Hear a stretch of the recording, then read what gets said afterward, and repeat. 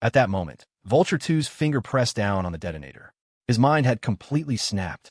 But Instructor Slater, who wasn't far away, seized this once-in-a-lifetime opportunity. In a flash, he drew his taser and fired. Damn it. Ugh. ZTT. Hit squarely by the taser prongs. Vulture 2 seized up, paralyzed by the electric shock. Captain Invincible. Zhao saw the opening and immediately rushed forward, pinning him down. The man was wired with explosives. If Vulture 2 died or triggered the vest, the bomb would detonate instantly. But with Invincible Zhao's transcendent-level combat skills controlling him, there was no way Vulture 2 could commit suicide in this state. Everyone, sweep the hospital. Check for any other rats. Zhao barked orders while restraining the convulsing agent. And get the power back on. Find out what's happening outside. He had a sinking feeling in his gut. The commotion outside earlier signaled that something terrible had occurred. Soon, High Commander William Sky received Slater's report. Without time to overthink, he immediately arranged for those infected by the gas to be moved into the hospital. Set up a quarantine zone. No one gets close. William Sky ordered, his voice strained. Medical staff, once the power is up, get in position immediately. Analyze the toxin and synthesize an antidote. Also, notify Sergeant Mad Dog will lock down Easton. Search the entire city. Do not let a single rat escape. After issuing the commands, William Sky suddenly felt a wave of nausea. It felt as if every organ in his body was boiling. Suppressing the sensation, he watched Landon wide arrange for his people to enter the hospital, then pulled out his phone. Sheldon, listen to me. Panting heavily, William quickly briefed General Sheldon on the situation. I don't know what this poison is. Like I said before, if something happens to me, Easton is in your hands. The hospital is locked down. Don't let anyone near it. All the plans Sterling and I made are in the cabinet in my office. You'll understand when you see them. Damn, this poison kicks like a mule. Did you hear everything I said? On the other end of the line, General Sheldon's voice was complex. Rest assured, Easton won't fall before you get back. I know it won't. With your conservative nature, you never do anything unless you're 100% sure. William exhaled a long breath. All right, that's it. I'm leaving this mess to you. Guess I get a few days off. He hung up the phone. In that instant, William groaned, touching his face to find a stream of blood running from his nose. He looked around at the others and gave a bitter smile. Looks like this poison isn't friendly to the elderly. General White, you're in big trouble this time. He looked at General White lying on a stretcher, worry in his eyes. White had been the first to show symptoms and was in the worst condition. Given his age, the old general already had 1 foot in the grave. It just depended on whether the King of Hell was ready to collect. Meanwhile, in NYC, a fierce battle was raging. David Evans, give up. You can't win. We came fully prepared to crush you, and Jensen. NYC has been under your control for too long. We families aren't meant to live beneath others. Exactly. Just like the Cheen director back in the day, the only thing awaiting you is annihilation. Inside Columbia University, David Evans and Director Jensen were leading their respective forces in a stubborn resistance. But the opposing firepower was overwhelming. Not only had the various NYC families joined forces, but the reinforcements brought by the 2 Vulture members were relentless. Vulture 4 and Vulture 6 had been deployed to NYC long ago to unite the families and launch a general offensive on the university. Their goals aligned perfectly. The families wanted to kill David Evans and Jensen to reclaim control of NYC and restore the old order. The Vulture agents had a simpler goal: kill Henry Yin, stop the Panacea research, and steal the experimental data. It was a repeat of the Manhattan incident. That incident had been triggered by Dr. Quentin Marks. Now, it revolved around Dr. Mark student. Fuck, we're running low on ammo. David Evans checked his casualties. Under the enemy's ceaseless suppressing fire, the pressure was immense. Damn it, I miscalculated. If I'd known, I would have kept my daughter-in-law in NYC. If Ava were here, these sons of bitches wouldn't dare be so arrogant. My son would beat the shit out of them. Beside him, Director Jensen rolled his eyes. Your son might not even answer your call, and you're fantasizing about him saving the day. Just get ready. Find a spot with bad feng shui, so you can die with some dignity, Jensen said expressionlessly. David flipped him the bird. Screw you, Jensen. I was just talking smack. I don't want to die. That has nothing to do with me, Jensen said calmly. From the day I established the Bureau of Syndicate Oversight in NYC, I was prepared to sacrifice myself at any moment. But I wasn't, brother. David cracked. I haven't lived enough yet. That has nothing to do with me. It's fine. Just endure it and it'll be over. They say you gain perspective when death is imminent. Roll off a cliff, will you? Don't be so pessimistic. David clung to a sliver of hope. Hold on a little longer. What if reinforcements are almost here? We called so many people. Maybe they're on a plane and don't have a signal? Have you ever watched anime? In scenes like this, the scumbags usually show up right at the last second to save the day. Boom, boom, boom. Before David could finish, explosions erupted in the distance. The enemy suppressing fire instantly weakened. Someone had ambushed their rear. See that, Jensen? What did I just say? David yelled with joy. The last-second hero is here. Let me see who it is. In the distance, a figure emerged from the smoke of the explosions. NYC shouldn't go back to the way it was. Sebastian Westcott roared. And I am no longer the man I used to be. You parasites of NYC. Even if the four pillars are gone, Sebastian Westcott is still here. The Westcott dynasty never dies. You want to start a war in NYC? Did you ask the Westcott dynasty first? Steward, take the brothers in charge. Under Sebastian's lead, a group of men roared and launched a frantic assault on the enemy. David Evans stared dumbfounded. He was grateful, sure, but also speechless. Buddy, I'm glad you came to help. Your speech was manly and hot-blooded. But that handful of people you brought isn't enough to fill a pothole. Are you here to commit suicide? After Leo Evans left NYC, Sebastian Westcott woke up in the hospital, clearly having been through a lot. The current Sebastian had shed his former immaturity and foolishness. The spoiled young Master Westcott was dead. The current Sebastian Westcott, after gathering the scattered remnants of his family, had formed a new Westcott dynasty. With David Evans pulling strings behind the scenes, he had become the patriarch. Steward Shu had remained by his side, inseparable, perhaps because of Leo, or perhaps because of the unforgettable trauma he had endured. Sebastian and his family were completely different now. It couldn't necessarily be called a righteous path. No one could claim the road they walked or the things they did were truly just, but Sebastian felt that joining this battle was what the Westcott dynasty had to do. Kill! Sebastian roared. Follow the patriarch. Kill! Steward Shu echoed the roar. But the current Westcott dynasty couldn't compare to its former scale. Though they held the title of a dynasty, they were the size of a small gang. Their assistance was a drop in the bucket. That's the last-second hero you talked about? Jensen sneered. Does he think the Columbia campus is too empty and wants to add more tombstones? David's mouth twitched, speechless. This wasn't the rescue he wanted. However, just as hope was fading, explosions rang out again. David squinted, realizing something was off. He patted Jensen, looking dazed. Hey, does Sebastian's family have that many people? Why do I feel like there are more and more of them? Jensen looked into the distance. Suddenly, he saw a familiar figure, and a rare smile appeared on his stiff face. You actually called it. Jensen's eyes gleamed as he whispered. The cavalry has arrived. As his voice fell, the smoke cleared in the distance, revealing a crowd of figures. Jensen, we're not late, are we? Director Shang roared. Even though I'm not technically part of the Shang dynasty anymore, I'm still BSO. I brought men to help. Beside him, Conrad Caldwell, master of Caldwell's Crossing, spoke coldly. Sterling blew up my mountain. This isn't over. As payment for helping you. You guys help me deal with him later. With that, countless fighters from Caldwell's Crossing began to charge. Simultaneously, explosions erupted from the east. Haha, fighting in NYC is the most thrilling. Anthony Reed laughed loudly. David Evans, I never thought I'd see the day you'd beg me for help. Julia Reed kicked him from behind, scolding, he's our in-law. If you didn't come, Ava would curse you to death later. Wait, why did I have to come? Kaylin Croft complained. I moved the entire Chow Dominion from Viridian to Ethelberg specifically to avoid fighting. Now I have to run to NYC to fight? Who doesn't want to retire? Tell me about it. Mr. Siak carried a heavy aura of resentment as he looked at Anthony Reed. Counting the bombs you borrowed from me earlier, you owe me 2 favors now.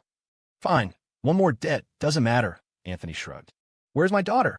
Mason Thorne was firing his gun wildly while scanning for Melina Thorne. This fight had nothing to do with him, but Melina had followed Director Shang here. Worried about his daughter, Mason had brought the entire Thorne family into the fray. The Reed family from Ethelberg, the Chow Dominion, the CF family from Westlake City, and the Thorne family all joined the battle. Damn it, where did all these reinforcements come from? Vulture 4 frowned. The situation is still under control. Bring everyone out. The enemy has played their hand. Notify the family heads to go all out. If they hold back now, we pull out. David and the others didn't get to celebrate for long before they saw the enemy numbers swelling continuously. Damn it, they were hiding men too. David cursed, shameless bastards. You fought us for this long, and you were just baiting us? Shit, I thought we had this. Why are there so many of them? He felt anxious. Although Anthony Reed's support was strong, the enemy's hidden strength was formidable. Even with the reinforcements, David's side was still at a disadvantage. Vulture 6 observed the situation and spoke coldly. That's enough. Don't drag this out. Delay leads to variables. They have reinforcements to the east and north. Everyone go west. Break through from there and end this quickly. Under Vulture 6's command, a massive force began shifting toward the west. There were no reinforcements there. It was the weak point. However, Vulture 6 soon received a message that stunned him. Bad news. There are reinforcements in the west too, and they're terrifyingly strong. We're taking heavy losses. Impossible. Vulture 6 and Vulture 4 looked at each other, seeing the confusion in each other's eyes. West. Who else was coming? They hurriedly observed the western front. A group of people had appeared out of nowhere, tearing through their formation like a hot knife through butter. It was a complete massacre. Seemingly sensing Vulture 6's gaze, Principal Chapman turned his head and mouthed silently in his direction. The New Century sends its regards to the Vulture on behalf of Sterling. After Sterling left, he had handed full authority of the New Century to Principal Chapman. Although Chapman usually acted like a regular high school principal in Viridian, in critical moments, he was the second in command of a New Century, possessing the power to mobilize the entire organization. New Century. Sterling again. Vulture 6 gritted his teeth. He had forgotten about the wolf hiding in the shadows. Just then, Vulture 4 patted his shoulder, his voice low. Not just New Century. There's something more troublesome. In the western crowd, a figure was weaving through the enemy ranks, unstoppable. By military order, rebels in NYC, I have the authority to kill on sight. Preston Sheen roared. Surrender now and redeem yourselves, and you might suffer less later. The military sent people to NYC. The various families trembled upon hearing Preston Sheen's words. The military never intervened in NYC affairs, did they? What they didn't know was that the military hadn't intervened before because the Sheen Directorate existed. After the Sheen Directorate fell, David Evans had been sent to NYC. Now, Preston Sheen had arrived with a military order. The situation had completely changed. Vulture 4 and Vulture 6 looked at the reinforcements popping up from all directions, their expressions turning grim. This was completely beyond their expectations. Even more troublesome was that the Allied families, seeing the military involved, were already thinking of retreating. Ha ha! David Evans saw his side, gaining the upper hand, and roared, "Brothers, charge! Fight to the death! No retreat!" Hearing this, Jensen rolled his eyes. Why didn't you say fight to the death earlier? Now you're acting tough. Soon, David and Jensen switched from defense to offense, leading their men out of Columbia University to join the melee. Ha ha! Anthony, you didn't reply to my message. I thought you weren't coming. David laughed as he fought. Just you wait. I'll set you up with the good booze when this is over. Mister, see, I wasn't happy hearing this. Evans, you're only treating him? Did we come for nothing? Ha ha! Everyone get some. Everyone! David laughed maniacally. Internally, he plotted to steal some liquor from the old man in North Point later. Otherwise, there really wouldn't be enough for this bunch. Meanwhile, on Sebastian's side, because they charged too fiercely, they were surrounded. Sebastian Westcott. The Westcott dynasty is gone. Coming out now is just asking for death. The 4 pillars are in the past. Even if we can't kill David Evans today, we'll wipe out you remnants of the 4 pillars. Seeing danger approach, Steward Shu blocked in front of Sebastian, roaring, "Protect the Patriarch! Fight to the death! Protect the Patriarch! Fight to the death!" In the distance, Vulture 6 clenched his fist and grabbed a sniper rifle nearby. Without hesitation, he aimed at Sebastian's head. "I'll let you show off." Vulture 6 gritted his teeth. The bird that sticks its head out gets shot. I'll show you what fight to the death means. He pulled the trigger without hesitation, firing at Sebastian. Before the shot, Steward Shu noticed Vulture 6's movement. "Patriarch, look out!" He tried to block the bullet for Sebastian, but it was too late. Just in the nick of time, a figure appeared, waving a military knife, and shockingly deflected the bullet. "Preston, brother Preston." Sebastian looked at Preston Sheen in disbelief. You're alive." Preston turned back, looking him up and down, then smiled. "Not bad. You grew up. You've got guts. In my memory, you were still that sickly, spoiled young master. Looking at you today, you look like a real man. Good. Very good." Sebastian felt his nose sting. Hearing this validation from Preston, he He felt incredibly fortunate. Fortunate that he hadn't given up on himself. Fortunate that he persisted until today. Fortunate that he grew from the spoiled Westcott heir into the Westcott patriarch. Suppressing his emotions, Sebastian turned sharply, looking in the direction the bullet came from. "Leave those two to me," Preston said. "You guys charge too hard. You need to adjust your tempo. Having bloodlust is good, but a family leader needs more than just bloodlust." Sebastian nodded solemnly. The enemies who had surrounded them, seeing Preston Sheen appear, had already fled. Roars came from nearby. Preston looked over and frowned. "Variants? I didn't expect these families to still be so corrupt, hiding so many of them." Just then, Principal Chapman led the New Century forces over and saw the variants in the distance. Without hesitation, he shouted to Preston, "You deal with the variants. Leave the vulture to us." Preston glanced at him, nodded, and immediately moved to intercept the variants. "What do we do? We're going to lose at this rate," Vulture 4 said anxiously. "6, do you have a plan? If not, we have to retreat." Under his mask, Vulture 6's expression was equally ugly. But in this situation, completing the mission was obviously impossible. They had to retreat and save their lives. Just as Vulture 6 was about to order the retreat, something happened that no one expected. Bang! Bang! 2 gunshots rang out. Bullets pierced the hearts of Vulture 6 and Vulture 4. The two looked at their bleeding chests in disbelief, turning around with the last of their strength to look at the shooter. "You? What? Who are you?" They looked at the unfamiliar face. They vaguely remembered he was from one of the families. What was his name? They didn't know. Just a small fry. But why shoot now? Sometimes, danger is always right beside you. The shooter smiled, speaking slowly. "I used to dismiss that saying, until certain people taught me a lesson." He slowly reached up and tore off the silicone mask on his face, revealing his true appearance. "I haven't been active in NYC for too long. Maybe a lot of people have forgotten me." Leland Vance looked at Vulture 4 and Vulture 6 mockingly. "I originally thought you two could accomplish something, but clearly, your Vulture organization has disappointed me. Can't be helped. If this goes on, I'm done for two. Under these circumstances, I can only forsake the darkness for the light." Vulture 4 and Vulture 6 were shocked seeing that face. Leland Vance. With their intelligence network, they naturally knew this man. In fact, when they first arrived in NYC, they wanted to recruit him immediately. But for some reason, they couldn't find him, so they put it aside. Unexpectedly, this guy had been right beside them the whole time, watching the Tigers fight from Mountain. And now he was flipping sides. Leland looked at the flames of war in the distance and sighed with emotion. Human evil, conspiracies, deception. I've seen too much of it over the last 10 years. I wanted to use your vulture hands to rise again, but it looks like you can't beat Sterling either. With that, he didn't even look at the two of them. He raised his hand and pulled the trigger. Bang! Bang! 2 more shots ended the lives of Vulture 4 and Vulture 6. He stood up, looking at Principal Chapman, who was fighting his way toward them. Chapman noticed the situation and fixed his gaze on Leland Vance. "Don't look at me like that.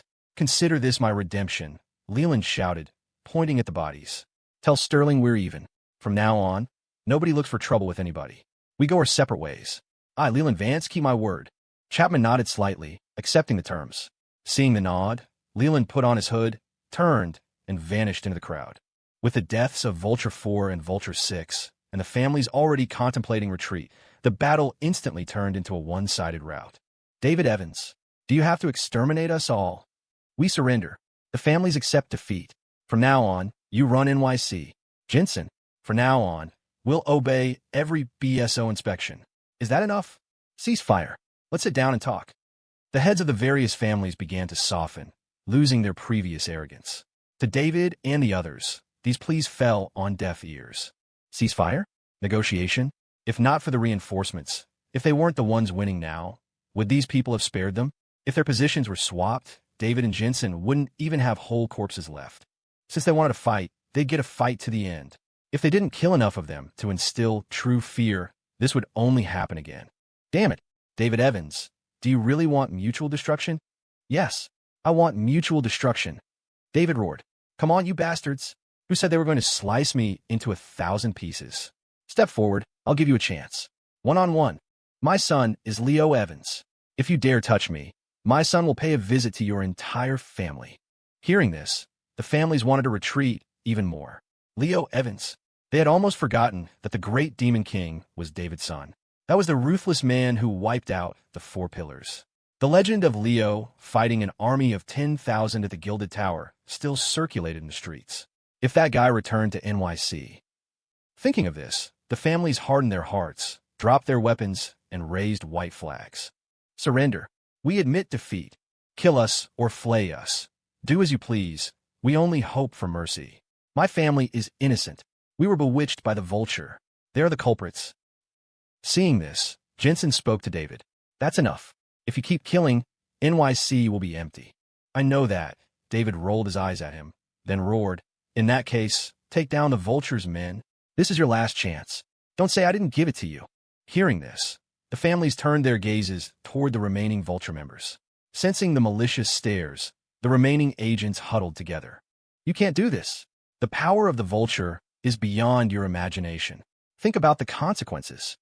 However, those words had little effect. In this situation, even if it caused trouble later, saving their own skins was the priority. Without hesitation, the families turned on the vulture members.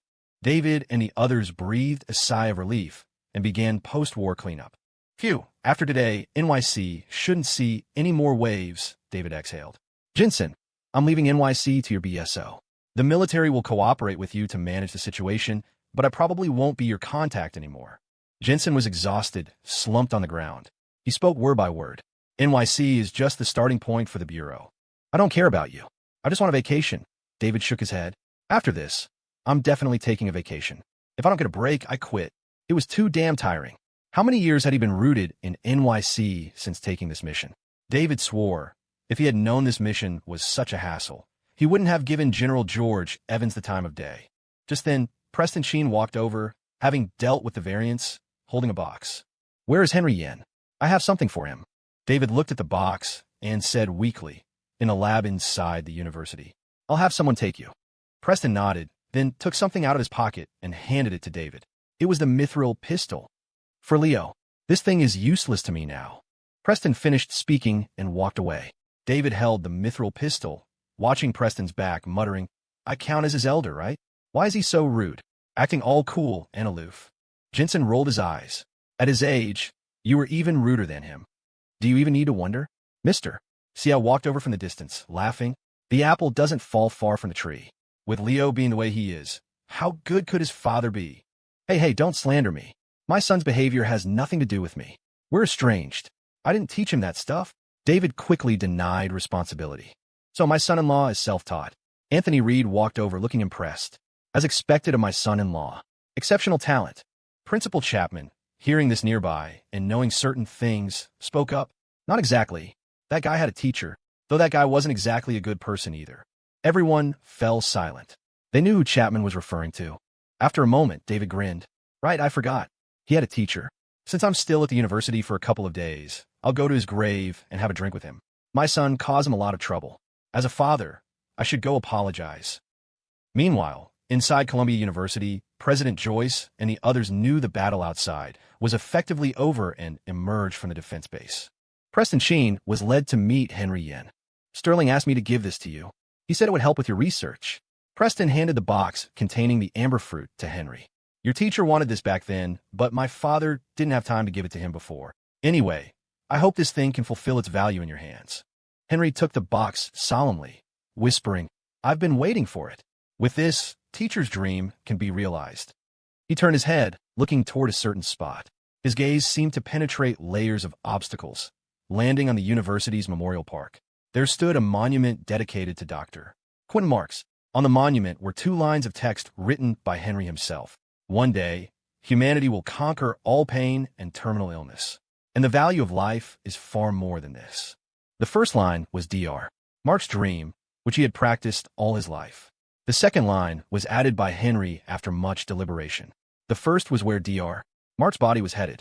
The second was where Henry's heart lay. Easton, the tea house. Sterling had been sitting there with the vulture leader for a long time. Finally, the door to the tea house was pushed open again. The vulture leader sat with his back to the newcomer, staring intently at Sterling, and smiled. Looks like it's time. Sterling didn't speak. He just quietly drank the tea in front of him. Vulture leader, surrender, Major Griffin said, standing at the door with his team. We've launched a full-scale search in Easton. You rats in the sewer have nowhere left to hide. Sterling slowly stood up, reached out, and removed the Vulture leader's mask.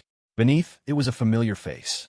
I always thought the Vulture's leader would be some high-ranking Federation official. Until just now, I realized I was wrong, Sterling said slowly, looking at the man in front of him. The Vulture organization is deeply rooted, its sphere of influence unimaginably vast. And you, the elusive leader, should naturally hide in the crowd, drawing as little attention as possible. But you can't be completely non-existent because you have to plan, participate, and place your pieces. So, from the beginning, you've been right beside us. You even fabricated a perfect identity and improvised a double-agent drama. I should have discovered you sooner. I met and know almost everyone around Leo, except you. This is actually the first time I'm meeting you properly. Even when you were around Leo, you were always flickering in and out of sight, avoiding meeting me, afraid I'd notice something wrong, right? Vulture leader, or should I call you by your current name? Harvey gunned me. Clap, clap, clap. Brilliant, truly brilliant. Harvey shook his head with a smile, clapping continuously. I knew the only person who could guess my identity would be you, Sterling. He stood up, looking at Major Griffin and the others, then back at Sterling. Suddenly, in everyone's eyes, he looked up and laughed maniacally. Ha ha ha. Thrilling. Too thrilling. Coming all the way from North Point, I've seen so many interesting things. After a while, Harvey's smile gradually faded. He looked at Sterling and spoke slowly. Honestly, when I heard you returned from NYC to North Point, I didn't hesitate to go there myself. I wanted to see what you guys were plotting so I could plan ahead. But plans never keep up with changes, Harvey said leisurely. At first, I went to Bedlam, managed by Vulture 3. I wanted him to coordinate with me, but I didn't expect that idiot to have one of your people beside him, Louis, so I didn't contact him. Just as I was about to leave Bedlam and act alone, guess who I met? It was Leo Evans. At that time, he was using the alias Leo 9 to enter Bedlam. An idea sprouted in my heart. Leo has countless ties to you. If I could stay by his side, it might make my movements easier. So, I fabricated a fake identity and tricked that guy. Harvey laughed. North Point and Viridian are 10,000 miles apart. Family destruction, a little girl's father seeking revenge. Such a ridiculous coincidence. And he actually believed it. Meeting a little girl in Viridian by chance, then meeting her father among millions in North Point? How could such a coincidence happen? But relying on this full-of-holes identity and my fabricated backstory, I successfully infiltrated his circle. Later, I realized I was showing too little value. I was useless to him. That wasn't good. Coincidentally, Vulture 7 died, and his mask naturally fell into my hands as the leader. So I transformed into the new Vulture 7, abandoned the dark for the light, played double agent, and accompanied Leo all the way to Easton. Harvey spoke excitedly, like a psychopath. Finally, he expressed regret. Pity Leo isn't here. Otherwise, I'd really like to see the look on his face. Sterling stared at him coldly. Why did you do all this? As for the goal, at first, it was to deal with you, Harvey smirked. But later, I got completely immersed. Have you ever played LARP? It feels something like that. Sterling clicked his tongue softly. He realized the man in front of him really seemed to be a psychopath. But then again, for the leader of the Vulture, being a psychopath was normal. I'll ask you one last thing. The destruction of the Cheen Directorate, the Manhattan incident. Did you orchestrate all that? Sterling asked. Does that matter? Harvey smiled. If I say I didn't do it, would you believe me? But truly, it had nothing to do with me. That was planned by the previous Vulture leader. I only took office recently. As for my predecessor, he died long ago. Seems he offended the organization's mysterious founder and got killed. Harvey spread his hands, looking regretful. Pity. The person you want revenge on is already dead. But it doesn't matter. We're all about to die anyway. Everyone's pupils shrank. Major Griffin shouted, "What do you mean?" Harvey turned to look at him, speaking slowly. I arranged it beforehand. Once the door to this tea house is opened and someone comes to arrest me, our overseas weapons base will fire a missile to raze Easton to the ground. We Vulture folks developed for so many years just to secretly get this one big killer weapon. You guys are in for a treat. Harvey scanned the stunned crowd, grinning broadly. Gentlemen, are you ready to die with me? Swish. Major Griffin immediately rushed forward to restrain Harvey, shouting sternly, when does the missile launch? Is there a way to cancel it? Haha, too late. The missile is on its way. Harvey laughed maniacally. From the very beginning, I never planned to live through this with you. Griffin's heart instantly turned ice cold. He hadn't expected these Vulture people to be this insane. Sterling also hadn't expected the enemy to choose mutual destruction. Major Griffin had no choice but to report the situation to General Sheldon immediately. Sterling also grabbed his phone and called Adrian. Adrian, check this quickly. Sterling rapidly explained the situation. Realizing the urgency, Adrian hammered his keyboard to see if he could locate the missile and intercept it. Found it. It's indeed an overseas long-range missile. Distance over 5,000 miles. Impact in Easton in about 40 minutes. Can we intercept it? Get the military's tech to coordinate with you. I'll try, but don't get your hopes up. Adrian's tone was grim. Whether it's electronic jamming or laser interception, the success rate isn't high. Clearly, the Vulture prepared thoroughly. Kinetic interception is also too late. Hearing this answer, a sense of powerlessness rose in Sterling's heart. All right, do your best. Sterling hung up and looked at Harvey, his eyes filled with anger. Harvey met his gaze and laughed loudly. Yes, that's it. Victory, defeat, planning. None of it matters. From the start, none of us had a way out. The only ending awaiting us is this one. Let chaos reign. The more chaos, the better. Meanwhile, Griffin received bad news. Damn it. The Vulture's people are spreading news of the missile in the city. Panic has started. An emergency evacuation will be chaos. And the High Commander is still in the hospital. Griffin was anxious, but for now, he could only take Harvey away and see what General Sheldon arranged. Sterling walked out of the tea house. Even from a distance, he could hear the commotion in Easton. I didn't expect this result. Sterling gave a bitter laugh. He had focused solely on strategy, trying to win through planning. But he had underestimated the madness of this group. Harvey, completely restrained, looked at Sterling and whispered, "People always love happy endings, but reality is never as perfect as a story. Often, it's full of mockery and irony." Thwop, thwop, thwop. Suddenly, the sound of a helicopter filled the air. Everyone looked up to see a chopper slowly descending. Blard. Before the helicopter even landed, a figure jumped down early, hunched over and dry heaving. Lau. Sterling and Harvey stared blankly at Leo Evans. At a time like this, you came back to Easton? Haha, Lau, you actually came back. Harvey laughed. I've seen people look for death, but never like this. Looks like God doesn't want to let you go either. Hearing the voice, Leo slowly looked up at the restrained Harvey. Gundam? What's going on with you? He's the Vulture leader, Sterling said helplessly. He's been lying to you the whole time. What did he lie to me about? This reaction obviously dissatisfied Harvey and confused Sterling. But Leo said nonchalantly, he didn't cheat me out of money or feelings.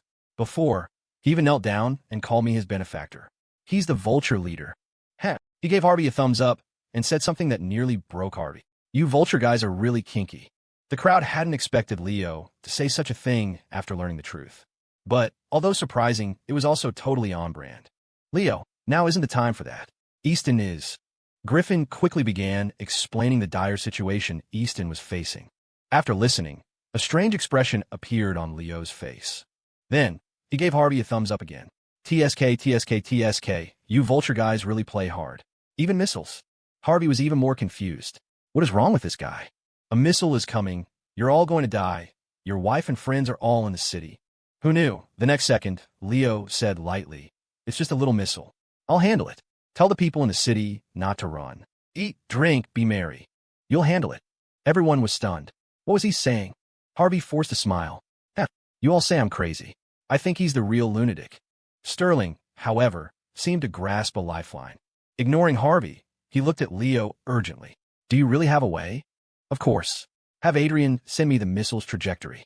Leave the rest to me. Leo finished and turned to Marco. Marco, start the chopper. Let's go.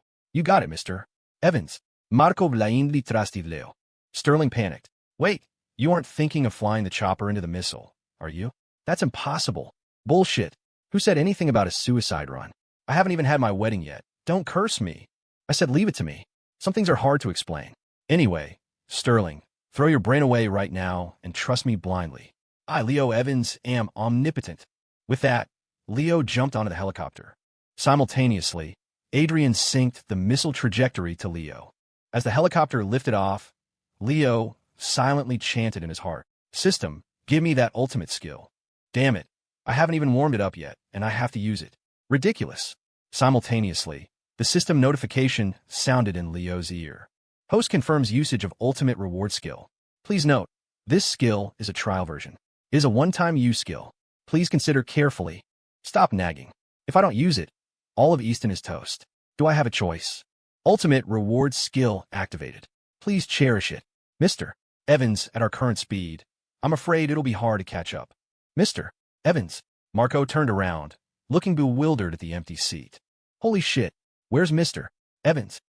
Meanwhile, in the sky, a figure was stepping on air, moving with incredible speed, 1,000 miles in a single step. Boom! Leo's figure flickered at an altitude of 30,000 feet. He stopped, the surrounding clouds shattered by the shockwave. At this moment, golden light shone brilliantly in his eyes, and his entire being was surrounded by an indescribable aura. He slowly looked up, his gaze traversing 1,000 miles, locking onto the missile flying rapidly toward him. Although the ability is one-time use, being cool lasts forever. Leo smiled. I begged a big shot system for a long time to borrow this ability. Use it with gratitude. Hearing this, the corners of Leo's mouth lifted. Saying that lowers the vibe, but since you put so much heart into it, I won't call you a trash system this time. Leo knew the system must have begged everyone it knew to get this skill for him. Otherwise, it wouldn't be such a coincidence to have this as the ultimate reward. Thanks, system. You're welcome, host. The next second, Leo took a deep breath. He slowly extended his arm forward. The air in front of him visibly condensed into the shape of a sword. Leo stared ahead, aiming at the missile, and gently swung down. At the same time, 4 words slowly came out of his mouth. Heaven, splitter, boom! The sound erupted from his mouth, resonating through heaven and earth. In his hand, the invisible sword made no whistling sound of a blade cutting air. There was only a naked, sharp edge tearing through the sky, slashing out like a scar across the heavens. Rumble. The moment the sword beam contacted the missile, it turned into a blinding ball of fire, accompanied by a deafening explosion, detonating high in the sky. Amidst the explosion, the sword beam didn't stop. It frantically swept up the debris of the missile, turning into a powerful gale that swept the sky. The sky had been split open. Awesome. Indescribably awesome. Leo stared excitedly at the scar in the sky before him, unable to believe he had slashed that out with a single strike. Who the hell said you couldn't cultivate immortality? Wasn't he doing it right now? Let's do another slash for fun. Heaven splitter. Split. Open. But no matter how Leo swung his arm, nothing happened. It was as if that magnificent strike just now had been a hallucination. Leo looked at the dissipating, invisible sword in his hand and fell into a deep silence. No way, system. Just one slash? Seriously? I told you it was a trial version. Cherish it. That trial was too fast. I'm begging you, system. Let me play one more time. I'll pay money, okay? Pay my ass. What do you think this is? I begged for ages to borrow this thing. I have to return it, or it'll affect the plot over there.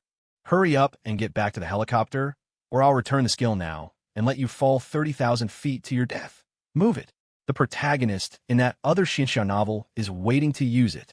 Hearing the system's relentless urging, Leo felt bitter and a little aggrieved. They were both protagonists. Why were his skills all picked up or borrowed? It wasn't fair. Hearing his inner thoughts, the system mocked him. Fair? That protagonist fights for his life every day, licking blood from knife edges, hanging by a thread. And you? What do you do besides act like a chaotic weirdo? Why should you get the same treatment as him? That would be unfair to him. Hurry back. I have to return the skill. They're rushing me over there. After getting scolded by the system, Leo completely behaved himself and obediently headed back. At this moment, Marco thought he had lost Leo and was panicking. Marco. Blarg. Head back to Easton. Hearing Leo's voice, Marco froze and whipped his head around. Mr.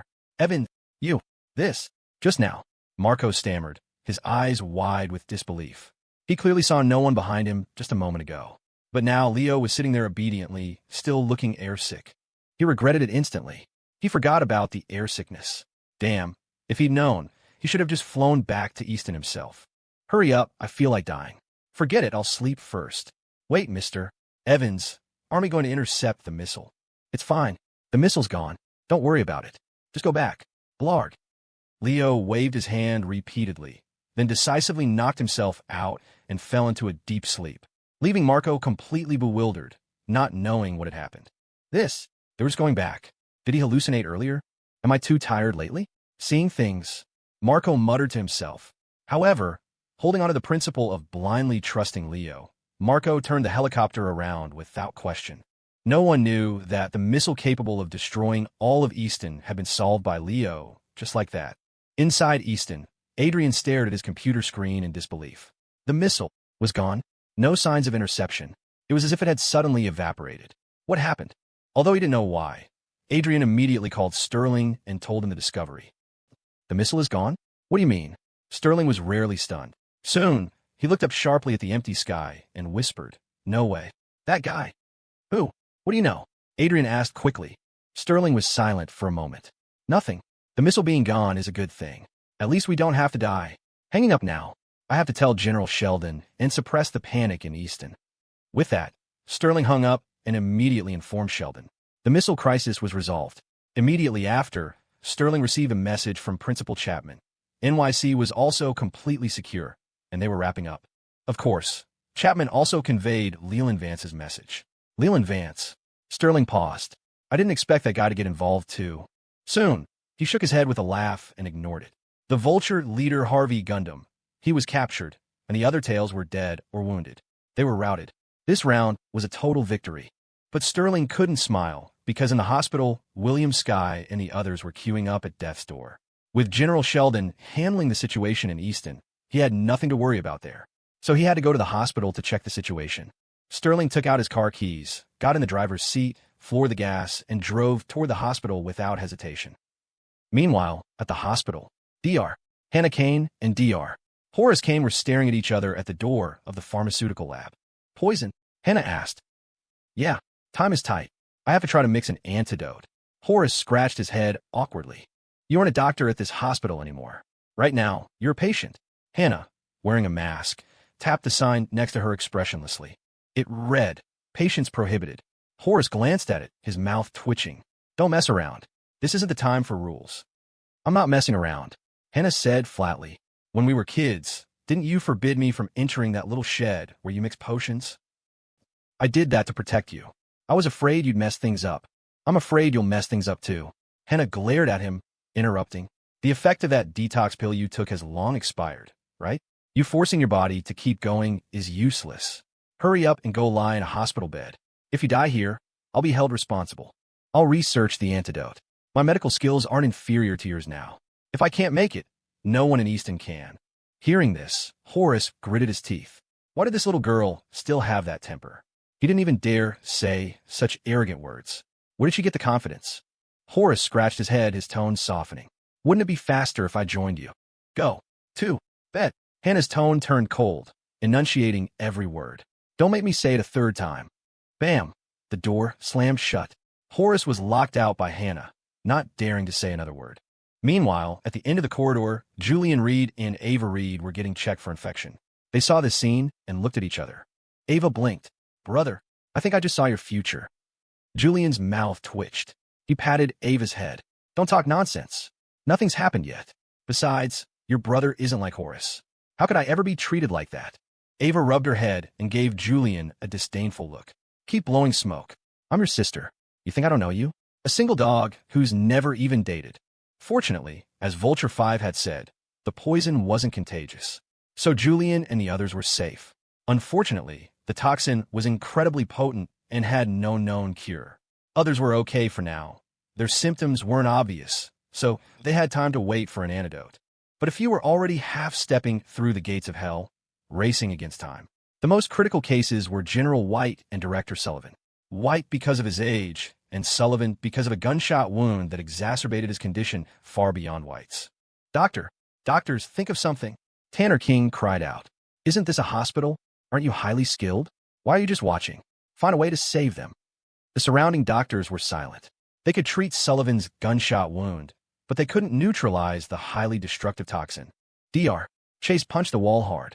Only now did he understand how crushing this helplessness was. As a top medical graduate, whether in the operating room before or now, he could do nothing. I studied medicine to save people. Dr. Chase bit his lip, his eyes red as he whispered. But whether it was before or now, I can't save anyone. That's normal. Horace Kane appeared behind him unnoticed. Looking at Dr. Chase's state, he spoke earnestly. Remember this feeling of helplessness, because this won't be the last time. We can pull people back from the brink of death, but the King of Hell has countless ways to snatch them from our hands. Being a doctor is just that kind of profession. Rules, ethics, those are certainly important. But what's more important is whether you have the courage to fight the king of hell for a life. With that, Horace patted Dr. Chase on the shoulder and walked straight to the ward where he was supposed to be. Horace said this because, in that moment, he saw his former self in Dr. Chase. Dr. Chase stared at his back, slumped on the floor in a daze, deep in thought. Horace returned to the ward and saw his fellow patients. Got scolded and sent back, huh? Master Silas mocked while gnawing on an apple. I knew that girl Hannah wouldn't spoil you. Still think you're her master? I am her master. Horace huffed. Where did you get the apple? Give me one. Gone. Just this one. Louis stole it from somewhere. Beside the window, Louis sat with his arms crossed, scoffing. I saved that for myself. If you weren't poisoned, I would have beaten you up already. He looked at Horace. Well, can the poison be solved? Hard to say. Depends on that girl's ability. Horace spread his hands. If she can make the antidote, we live. If not, we die. Hearing this, Louis's face grew solemn. So, what do you two want to be buried? With old Sheen. Screw your grandpa, Louis. Fuck off, Louis. Silas and Horace cursed simultaneously. No results yet. And he was already planning their burial? Some brother he was. Not human at all. Louis's face remained impassive as he spread his hands. Anyway, once this is over, I'm going back to run the flower shop with Natalie. It'll be convenient to send you flowers during the holidays. Silas and Horace turned green. In that moment, they really wished the poison was contagious, so Louis could taste it too. Just then, Sterling rushed in. Although the hospital was locked down, with Sterling's connections, a single phone call got him in. You two okay? How do you feel? Sterling asked immediately upon entering. Decided where to be buried? Plots are hard to find these days. Silas and Horace looked at each other, then immediately tried to kick Louis and Sterling out. You two get as far away as possible. Don't come here with your sarcastic remarks. Yeah, even if we die, we'll badmouth you to the king of hell. The group argued noisily, showing no sense of urgency in the face of death. They hadn't planned on leaving Easton alive anyway. If they lived, great. If not, whatever. Sadness and heaviness didn't exist here. All right, let me in. Serious business. Sterling waved his hand and walked in. I've caught the Vulture leader. We're searching the whole city for other members. News just came from NYC. 4 and 6 are dead. Louis spoke up. 3 ran, but with Easton locked down, he can't escape. Plus, Chizuru Kiri was captured. He won't leave him behind. As for 5, that guy is strange, but I caught him. Handed him over to the military. Sterling nodded. So 2 is captured and 1 dead. Julian Reed walked in, looking at Sterling. He begged me for a quick death. I granted it. Hearing this, everyone nodded and said nothing. With that, almost all the Vulture leaders were gone. It was impossible for the remaining grunts to turn the tide. But the key was the so-called founder of the Vulture. Louis, you said 5 was strange? What? That guy's actions didn't seem authorized by the Vulture leader. He acted on his own inner thoughts. Louis frowned, recalling Vulture 5's behavior. It was like he didn't take the Vulture leader seriously at all. Sterling's face grew grave. Maybe I need to see that 5. Based on your description, I suspect he might be the founder of the Vulture. Founder? Louis's pupils shrank. I'll take you to him now. No ruse. Since he's in military custody, he can't run. We can find him later. Sterling finished and turned to look at Julian, curious. I almost forgot to ask, what are you doing at the hospital? Bumping into the Vulture's operation. That's too coincidental. Julian was about to make up an excuse when Ava jumped out from behind him. My brother is here for a blind date. Tisk, Ava. Julian glared at her. Swish, swish, swish. Instantly, everyone in the room fixed their eyes on Julian, thick with gossip. Yo, you know how to date? Master Silas whistled, as if he had caught Julian's weakness. Which girl? Need me to give you some tips? I'm not bragging, but I'm an expert in this field. If you two get together, you don't even need to thank me too much. Just wipe my debt.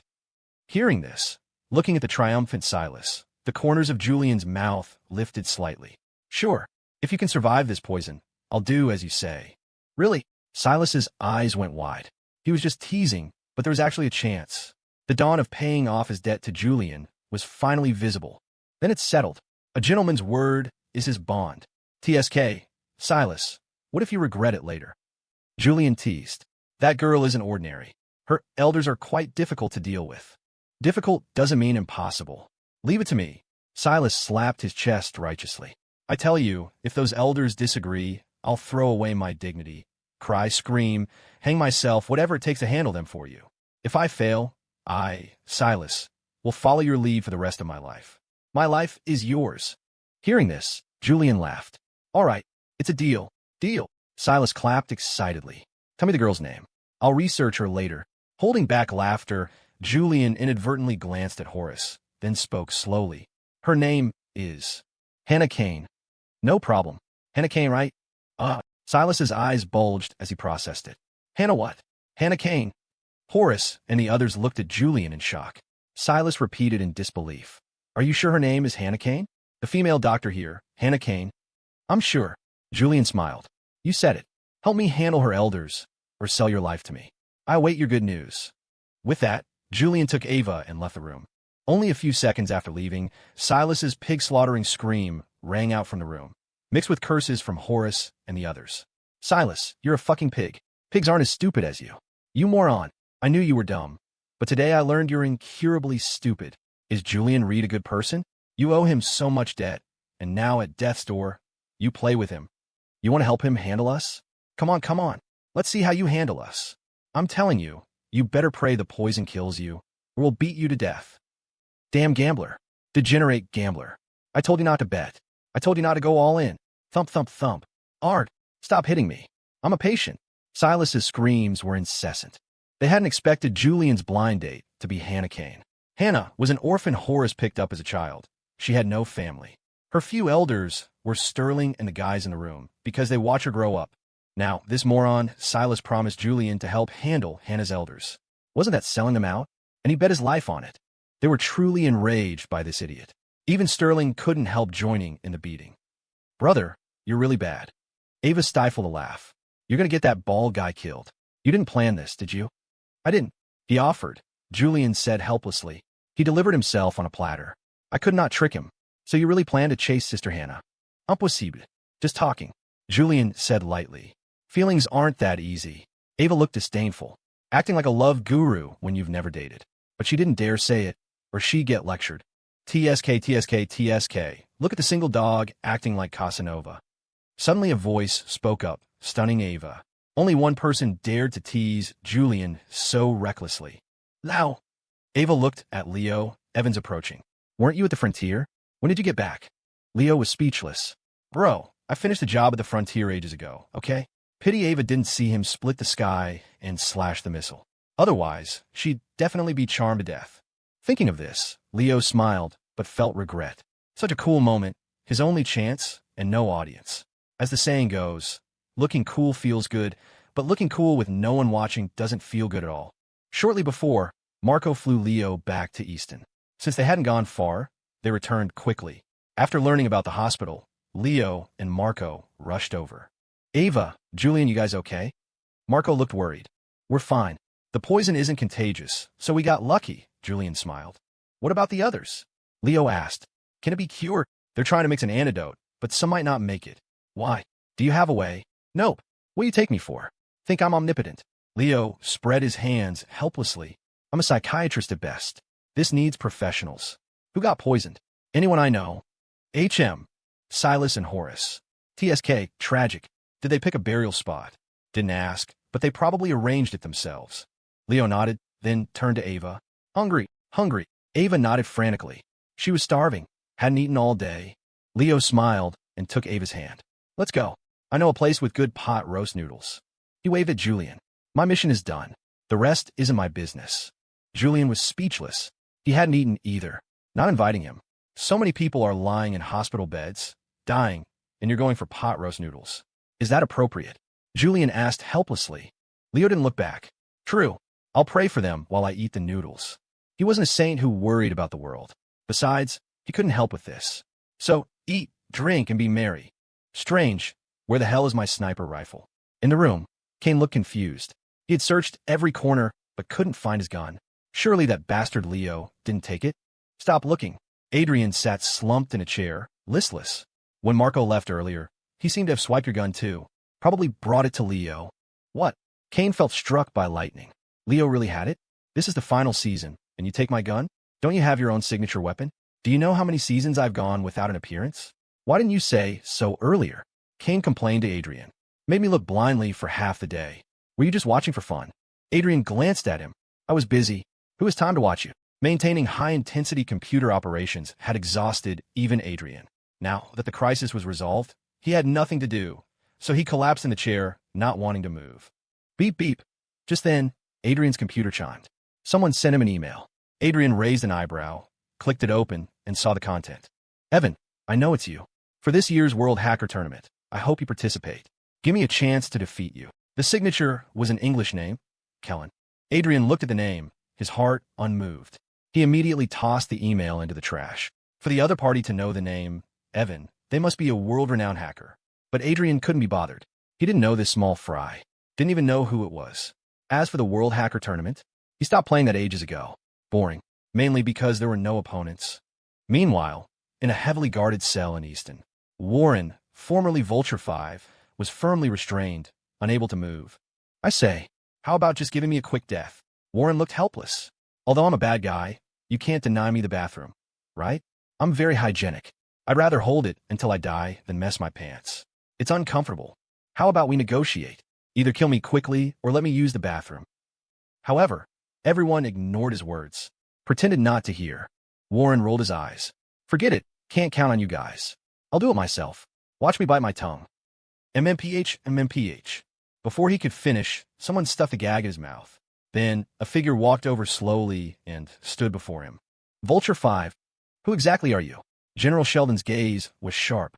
The identities of all the dead tails have been verified. Except you. He looked at Warren's badly burned face, paused, and continued. We can't find any information on you. Even when we interrogated Harvey, the Vulture 5 he described is a completely different person from you.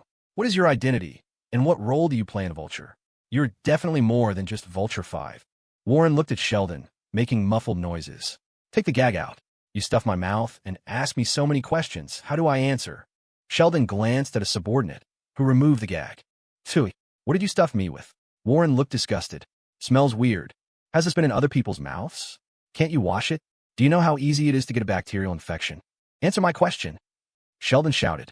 Who are you? Does it matter? Warren looked at Sheldon and asked back. Who I am, what my name is, what my identity is. Does it matter? No matter who I am, it can't change anything, right? If you like, I can make up several identities. Joe Smith from Smithville, Mike Johnson.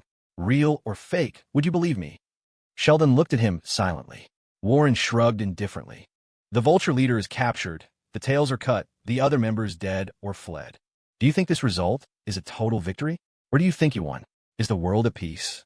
No more disputes? People holding hands in harmony. Without waiting for Sheldon to answer, Warren continued. None of that. Actually, you changed nothing, didn't you? The Vulture was huge, powerful, but it was just a corner of the world's darkness. The Vulture is gone, but there will be Raventail, Foxtail, whatever tail appearing, doing the same or similar things. In this world, as long as humans exist, peace is impossible, because there are ladders between people. Once someone is on a higher or lower rung than you, your vision, your heart, including your inner desires, won't allow this inequality. Instead of saying the Vulture creates chaos, it's better to say the Vulture is just climbing the ladder amidst the chaos. Warren grinned, revealing yellowed teeth, a terrifying smile. This world is a giant ladder, and it has no end. From birth, we are at different positions on this ladder. Everything we do is to climb up. In this process, some keep their feet on the ground, step by step. Some jump several levels at once, reaching high positions. Some fall thousands of feet, never to rise again. And some mark time and place, mediocre, muddling along. Sheldon locked eyes with Warren. He found no desire in Warren's eyes. It was an indescribable feeling. So, saying all this, what's your point? Sheldon asked. I just want to say, what the Vulture did, in essence, is no different from ordinary people. Warren smiled. Chaos was never an abyss, but a shortcut on the ladder that most people can't see. Climbing up is everything. We're all climbing. You can't define us as bad guys just because we want to take a shortcut. That's a bit unfair. Of course, we took the shortcut, so naturally, we accept the price of failure. So, Lord High General Sheldon, can you give me a quick death? Warren flashed what he thought was a brilliant smile at Sheldon, but paired with his terrifying face, he looked even more ghastly. Sheldon saw no fear on his face, only the composure of one who admits defeat. I can, as long as you tell me your true identity and the method to neutralize the poison. I'll make it quick, Sheldon said seriously. Hearing this, Warren didn't hesitate. My name is Joe Smith, 47, from Smithville, NYC. Family of 5. All dead, just me left. Is there any point in this? Sheldon interrupted. Joe Smith. That name sounded fake instantly. As for Smithville, NYC. Obviously made up on the spot. Treating them like idiots. You asked. I answered, Warren said helplessly. I speak, you don't believe. You people are hard to please. I want to ask about your identity. The antidote, Sheldon said coldly. White and the others were critical in the hospital. They needed the cure fast. Sigh. Warren sighed deeply. That really doesn't exist. It's incurable. That stuff was just developed not long ago. Even we didn't have time to make an antidote. Hearing this, Sheldon's heart sank completely. He was also annoyed. He had wasted a lot of time on Warren without getting any useful information. Gag him. Don't let him kill himself. Sheldon ordered coldly and turned to leave. Huh? Hey, MMPH. Warren's eyes widened as his mouth was stuffed again. Meanwhile, at the hospital, in the pharmaceutical lab, Dr. Hannah Kane stared irritably at the petri dish. The pale green toxin sample inside was writhing slowly. In just a few seconds, it rapidly withered into a charred black dot. Hannah sighed. This was her 43rd failure. On the table lay a notebook, its yellowed pages densely covered in handwriting. The electronic screen beside it displayed various data. Tried every method. Hannah bit her lip, forcing herself to calm down. Hours had passed. The longer it dragged on, the more dangerous the situation for those poisoned outside. Hannah took a deep breath, staring intently at the data on the screen, her mind frantically considering every feasible method. This poison is too destructive. Ordinary antidotes can't neutralize it at all. Hannah frowned deeply. Suddenly, a figure appeared in her mind. It was when she was a child. Horace Kane had once told her, when facing a toxin you've never seen before, if you want to counter it, don't stare at its destructive power. Find what it is unwilling to touch. Hannah looked up sharply, then quickly gathered every usable substance in the lab. First find the element it won't destroy, then use that element as a base. Hannah's focus sharpened again as she continued mixing the antidote. Right now, both she and the poison victims were racing against time. Boss, 2 bowls of pot roast noodles. Eating here. Leo brought Ava to the noodle shop. Just as he finished speaking to the owner, he turned and saw 2 familiar figures. Ethan Xie and Lucia Shang. Ethan, what are you doing here? Leo looked at Ethan Xie, confused. Ethan, mouth stuffed with noodles, was equally confused. You two Choo-Choo. Why did you run over here, Choo-Choo? Weren't you at the frontier? Came back. By the way, shouldn't you two be training right now? With something this big happening in Easton, who cares about training? So you care about eating noodles? Ethan wiped his mouth and added, besides, Lucia and I are just like you. Temp workers. You ran off, why would we stay? Hey, I'm warning you, don't slander me. I didn't run off, I went on a mission, Leo quickly explained. Ethan scoffed. I know exactly what you're like. You might as well say you went to buy Inferno burritos. That would be more convincing. Seeing Ethan, Leo felt incredibly regretful inside. Pity Ethan didn't see his handsome heaven splitter move either. The highlight of his life, and not a single person saw it. Thinking of this, Leo felt immense regret and couldn't help but say, System, I've never asked for anything. Can you help me get another awesome skill, just to feel good? Gone. I've been completely hollowed out. Fina. Seeing how pathetic the system was, Leo didn't push it. At this time, Leo and Ava's pot roast noodles were served. The 4 of them ate and chatted. Ethan suddenly asked when Leo planned to go back. If possible, they might go together.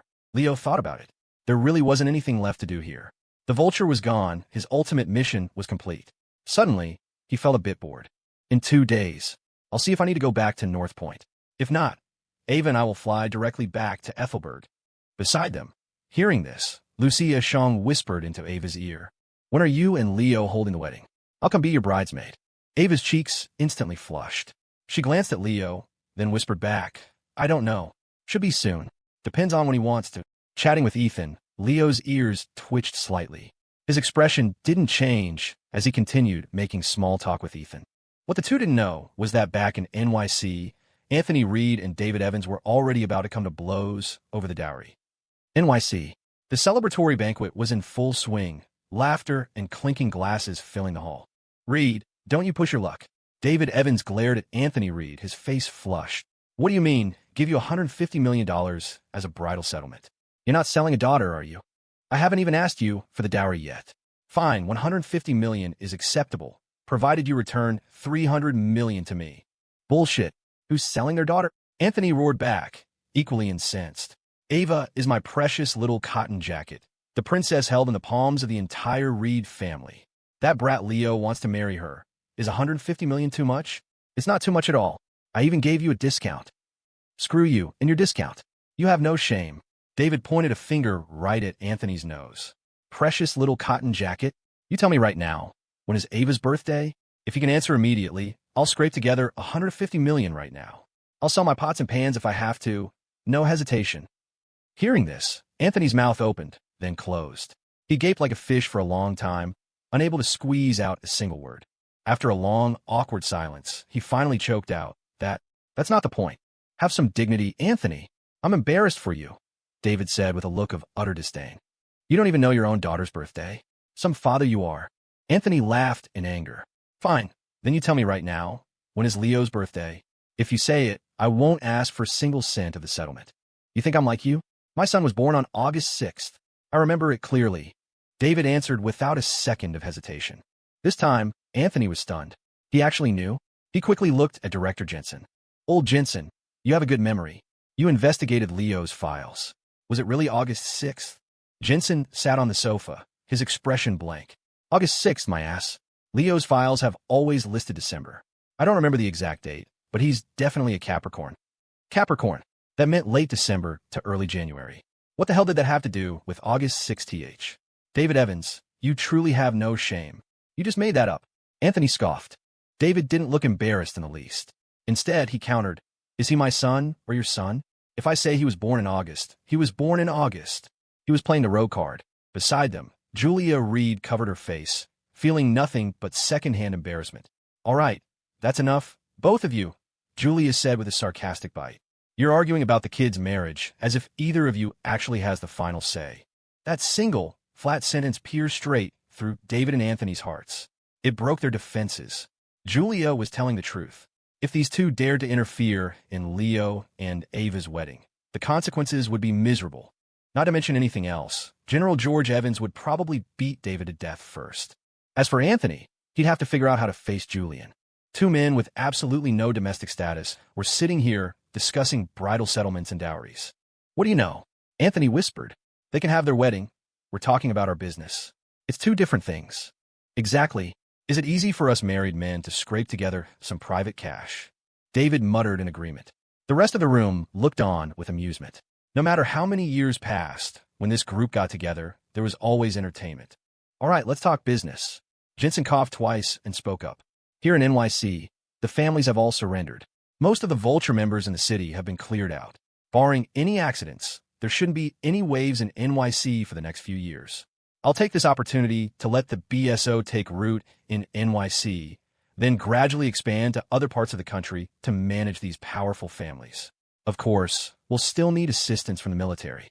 To the side, Preston Sheen stood up. I'll report this to my superiors when I get back. Now that things are settled, my mission is complete. It's time to return. Leaving so soon, Sebastian Westcott quickly stood up to urge him to stay.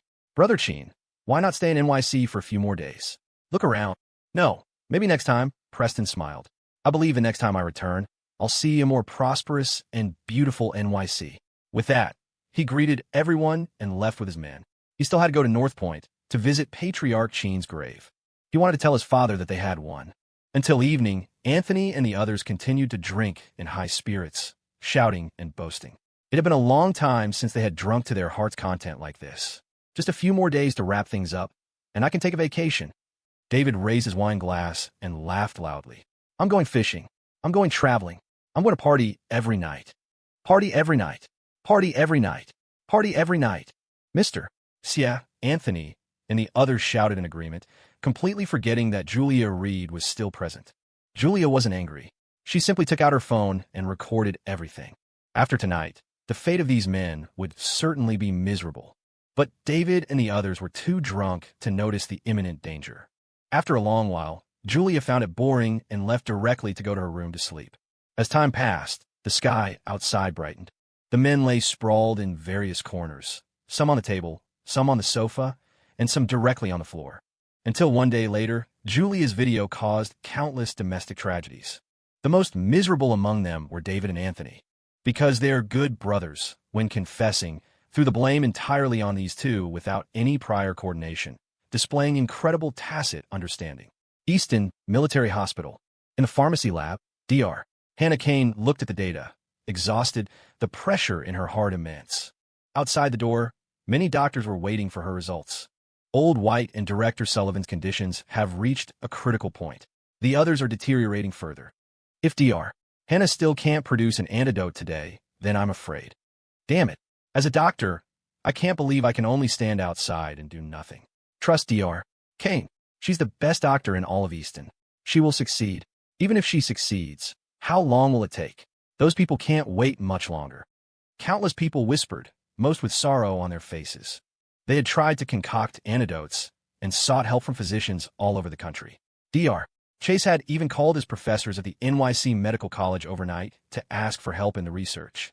But the results were invariably the same. No cure. Creak. Just then, the door to the pharmacy lab finally opened. Everyone rushed forward immediately, looking at Hannah with hope.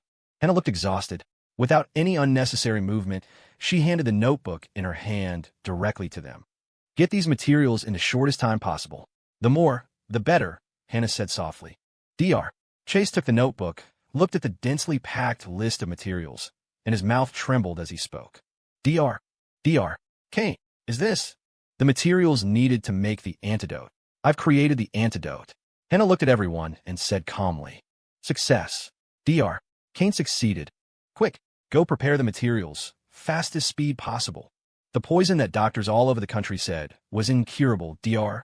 Kane solved it. Dr. Kane is amazing. The gloomy atmosphere in the hospital was swept away, replaced by continuous cheers that lingered for a long time. Hannah frowned, covered her ears, and glared at them. Inside the ward, Dr. Horace Kane lay on the bed. Hearing the cheers, the corners of his mouth rose slightly. I knew that girl would succeed. After all, she's my student. If she couldn't even cure this little poison, she'd be ruining my reputation. Beside him, Master Silas rolled his eyes repeatedly hearing this. Do you seriously have the face to say that? Who was the one crying snot and tears last night, saying you didn't want to die, writing a will, recalling the past, and now you're acting cool? However, Silas didn't feel great inside either. Although the poison could be cured, he still had a big problem unresolved. Sigh, do I really have to sell my life to Julian Reed? Whenever Silas thought of this, he wanted to slap himself a few times. Damned gambling addict. Rotten gambler. No saving me in this life. A few days later, Easton Military Hospital, High Commander William Sky's ward. Clack, clack, clack. Accompanied by the sound of footsteps, General Sheldon walked directly into William Sky's ward carrying a fruit basket. He didn't even knock. How much longer are you going to lie there? Sheldon glared at William Sky. The poison is cured. Are you planning to lie in the hospital forever and act like a hands-off boss? William Sky lay on the bed, legs crossed, speaking nonchalantly. The poison is cured, but aren't there side effects? I have to stay for observation for a while. Nobody else has side effects. Only you? Old White still hasn't woken up. Shouldn't I stay here to keep him company? If General White doesn't wake up, are you going to stay here with him for the rest of your life? Sheldon angrily slammed the fruit basket onto the table, then straightened his expression. I don't care. You have to be discharged today. There's a pile of things waiting for you to handle. What's it got to do with me? You're the High Commander now. I'm just a patient. William Sky picked up a banana and peeled it leisurely. Don't give me that useless talk. I've covered for you enough, Sheldon said in a deep voice. I've been going crazy lately. Carlisle has gone mad, demanding every day that we hand over the fox-faced demon, or the nets will break and the fish will die. He's bluffing, William Sky said without thinking. Carlisle has no other skills. He just likes to borrow authority to intimidate people. And Commander reigns from the Pacific Isles. He's negotiating with me every day, demanding his people. Demanding people? What people? Chizuru Kiri and Shiro Kiri. Both brothers were captured by us in Easton. We didn't kill them. We've kept them locked up. That's fine. Negotiate conditions with him, William Sky said lightly. Tell them to declare war on the U.S., and we'll return the people to him. Sheldon's eyelid twitched slightly upon hearing this. Fortunately, he was the one negotiating with Rains recently. If it had been William Sky, Rains would probably have become like Carlisle, clamoring for mutual destruction with the Federation. As for Vulture 5, he was still the same, full of nonsense without a single serious word. His most frequent sentence was asking for a quick death. His second most frequent was asking to go to the bathroom. Other than that, nothing of substance. I don't care about anything else. You have to be discharged today. I've already handled the procedures for you. Sheldon's tone left no room for negotiation. TSK. Fine, fine, fine. So annoying. Can't even slack off for a bit. William Skye pouted. Seeing William Skye agree, Sheldon stood up. Enjoy your banana. I'm going to check on Old White. With that, he strode out of the room. William Skye watched him leave, empty-handed, and muttered. At least he's sensible. He knew Old White wouldn't wake up, so he didn't buy fruit for the old man. If Sheldon had heard William Skye's words, he probably wouldn't have been able to resist coming back to fight him right there in the ward. Easton, inside Aunt Diane's aromatherapy shop. Hello, Aunt Diane. My name is Leo Evans. I'm Ava's husband. Leo greeted Diane affectionately, looking every bit the obedient child. I often hear Ava mention you, saying you're a gentle and beautiful lady. Seeing you just now, I thought you were a customer here. You look so young. Leo chattered on, flattering Diane so much that Kane, standing to the side, felt a bit nauseous. Keep acting. Who can outact you? How many faces do you have, kid? Diane, however, was charmed by Leo. Even though she knew he was flattering her, it was pleasant to hear. Flattery might be simple, but some people were too lazy to expend even that bit of effort, causing them to lose many opportunities in life. So Diane didn't dislike people who knew how to sweet-talk. And Diane, we came specifically to say goodbye, Ava said. We're going back to Ethelberg tomorrow. So soon, Diane said with some reluctance. We just met not long ago, and you're leaving. Aunt Diane really hates to see you go.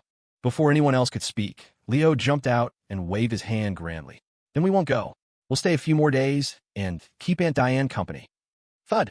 Ava couldn't resist kicking Leo. Are you addicted to sucking up? Everyone has bought their tickets and packed their bags, and you say we're not leaving just like that? How old are you being so willful? Kicked by Ava, Leo immediately put on a wronged face. Aunt Diane, look at Ava. She bullies me like this every day. I hit it off with Aunt Diane instantly. What's wrong with staying a few more days? Ava glared over, and Leo immediately hid behind Diane, seeking protection.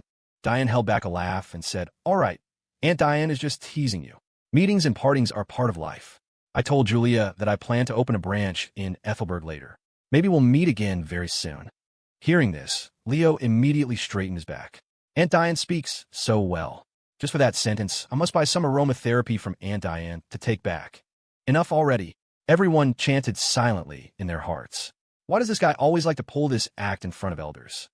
But what shocked everyone was that Leo didn't just buy some. He bought a huge pile. Why are you buying so much? Ava frowned, watching Leo carry a large bag of various styles. She said speechlessly, If you bring all this home, will we still be able to breathe? Who said I'm taking it home? Can I give it to friends? Leo grinned, then said, Ava, pay the bill. We can't take Aunt Diane's things for nothing. Ava was even more confused. I have to pay. Do you have no money yourself? Diane looked at Ava with a smile. I didn't expect our Ava to be in charge of the money. Ava was about to refute, but Leo spoke first. Of course, to prevent me from spending money recklessly, all my assets have been handed over to Ava. You really have the nerve to say that? Everyone present, especially Kane, knew that Leo had stashed away quite a bit of private money. Diane put on an expression that saw through everything and laughed scoldingly. What money? Treat it as a gift from Aunt Diane. I'll get angry with whoever tries to pay. Aunt Diane is generous. Leo praised again, then added, Then I'll take a bit more. Hiss. Just kidding. Ava smiled sweetly while pinching the flesh at Leo's waist. That's enough. You have thick skin, but I still want to save face. Just then, a figure walked into the shop. Everyone looked over and froze. Hannah. Diane was surprised. What brings you here? I ran out of aromatherapy at home. Came to buy some. After Hannah finished speaking, she looked at the group with a strange expression. Then, her gaze fixed on Julian. Julian touched his nose and quickly shifted his gaze, looking around as if searching for something. At this moment, everyone felt a tacit understanding arise in their hearts. Great opportunity. Hey, Ava, I'll take you guys to the second floor to sit for a while. A box of good tea just arrived. You should taste it, Diane said first. Sorry, Hannah, I'm busy entertaining guests. Take your time choosing. Julian, didn't you want to buy aromatherapy too? Hannah, why don't you help pick some for him? He's a man and not very good at choosing. Thanks. With that, Diane dragged the group straight to the second floor, leaving only Julian and Hannah behind. Originally, Leo didn't want to go. He wanted to eat melon. Gossip live on the scene, especially Julian's gossip. But his arm couldn't twist against everyone else's thighs. Under the coercive gazes of Ava and the others, Leo obediently followed upstairs. But at this moment, all his hacks were turned to the max. His ears pricked up straight, afraid of missing a single word from the two downstairs. Downstairs, Hannah saw this scene, slowly turned her head, and looked at Julian. You use aromatherapy? Huh? Yes. Occasionally. Julian touched his nose, panicking inside. He really wasn't good at handling this kind of situation. Have you ever been in a relationship? Julian froze. So direct. No, he answered honestly. Then do you want to be in one with me? We could try getting along. Getting along requires time, Hannah paused, then added. But aren't you going back to Ethelberg? I don't accept long-distance relationships, so it depends on whether you're willing to stay in Easton. Hearing this, Julian smiled bitterly. I'm afraid that's not possible. Then there's nothing to talk about. Hannah interrupted Julian, took a bottle of aromatherapy from the shelf, scanned the code to pay, and left. Just like that. Julian watched Hannah leave. Only after a long time did he react. What was I doing just now? Why did my brain go blank? Why did I speak without thinking? And she completely held the initiative. In just a few sentences, I got dumped. Julian was a bit confused. What does this count as? Failed blind date. Upstairs, Leo couldn't help but laugh out loud. Julian, oh Julian, you bastard. Even you have a day like this. That was basically a speed-run rejection. What are you laughing at? Ava asked strangely. Nothing, I just thought of something funny. Leo stifled his laughter, his body trembling uncontrollably. On the other side, Hannah took the aromatherapy she bought to her office. As soon as she sat down, she stared at the computer screen, doing nothing, just zoning out, wondering what she was thinking.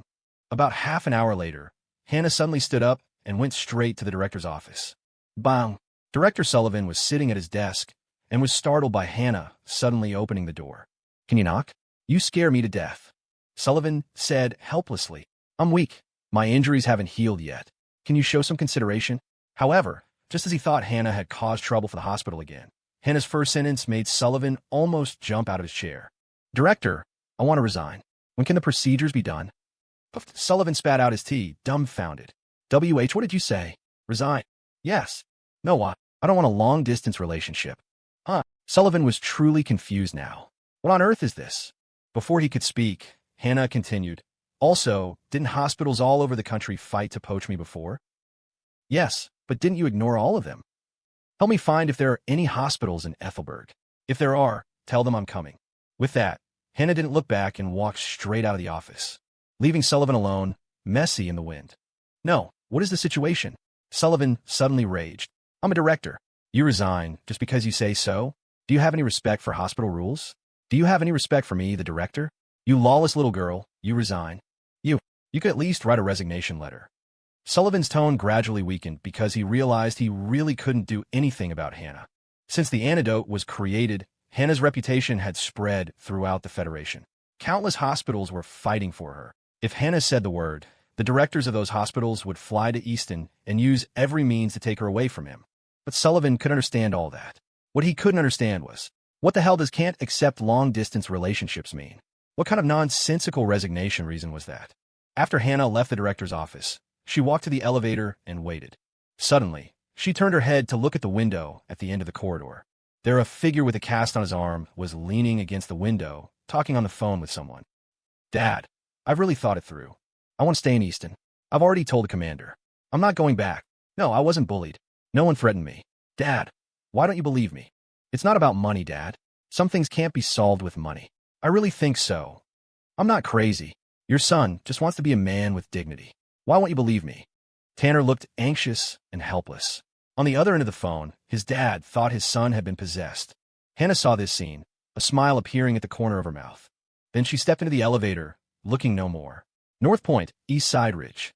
On the desolate mountain, at Patriarch Cheen's tombstone, Sterling and a few others stood before the tombstone, lighting a cigarette for Cheen Foam.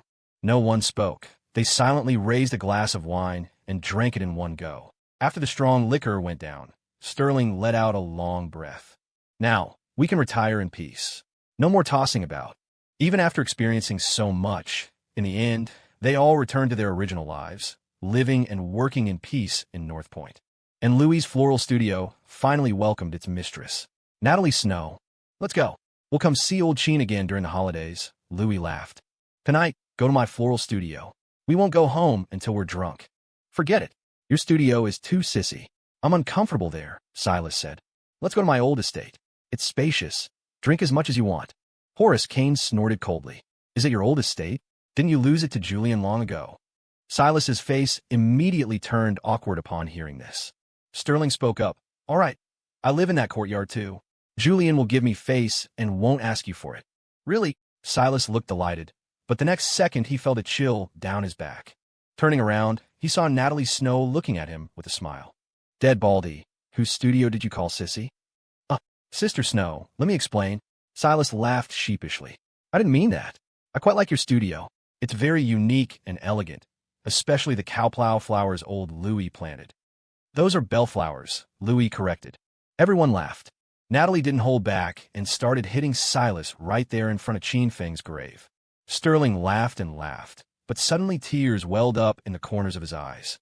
When they were young, they used to play and fight like this. Every time they went too far, Cheen Feng, as the big brother, would step in to smooth things over. Sterling watched everything silently from a corner where no one noticed. Time had passed, and circumstances had changed. The noise remained, but the people were different. After a long time, they bid farewell to Cheen Feng and walked down the mountain. Horace Kane and Sterling walked at the back, their steps slow. Can you still hold on? Horace suddenly whispered. You noticed? Sterling glanced at him. Don't forget, I'm a doctor. Horace sighed. The NYC incident almost killed you. After tossing around for so long, your body has long been half-ruined. You can hide it from them, but you can't hide it from me. I'm afraid just climbing this mountain used up all your strength, didn't it? Sterling smiled bitterly upon hearing this. He whispered to Horace, Don't let them know. I know my body's condition. Being able to live for another few years is enough. Horace snorted. Always try and be tough. I'll see if I can think of a way to save you when we get back. Sterling smiled indifferently. It's not a big deal. Besides, aren't you guys still here? With that, Sterling suddenly stopped and shouted to the front. Old Louis, come back and carry me down the mountain. I can't walk anymore. Louis turned back, confused. Why me? Ask Silas to carry you. I don't care. You two decide. Anyway, one of you carry me. Sterling was rarely this demanding. Louis and Silas exchanged glances. Eventually, under the coercion of Louis and Natalie, Silas helplessly carried Sterling on his back. Damn, Sterling, you look weak as the wind. Why are you so heavy? Is it possible that you lack exercise? Sterling patted Silas. Years ago, you were shouting about losing weight. I haven't seen you lose much till now. Wasn't I busy doing big things with you guys? Where would I find time to lose weight? Silas said aggrievedly. Fine. You have a reason for everything. Consider this your weight loss session now. Carry me all the way home. No, why? Because I'm your second brother. Sterling scolded with a laugh. Old Sheen is dead, so I'm your boss. If you don't listen, when I die later, I'll complain to old Sheen.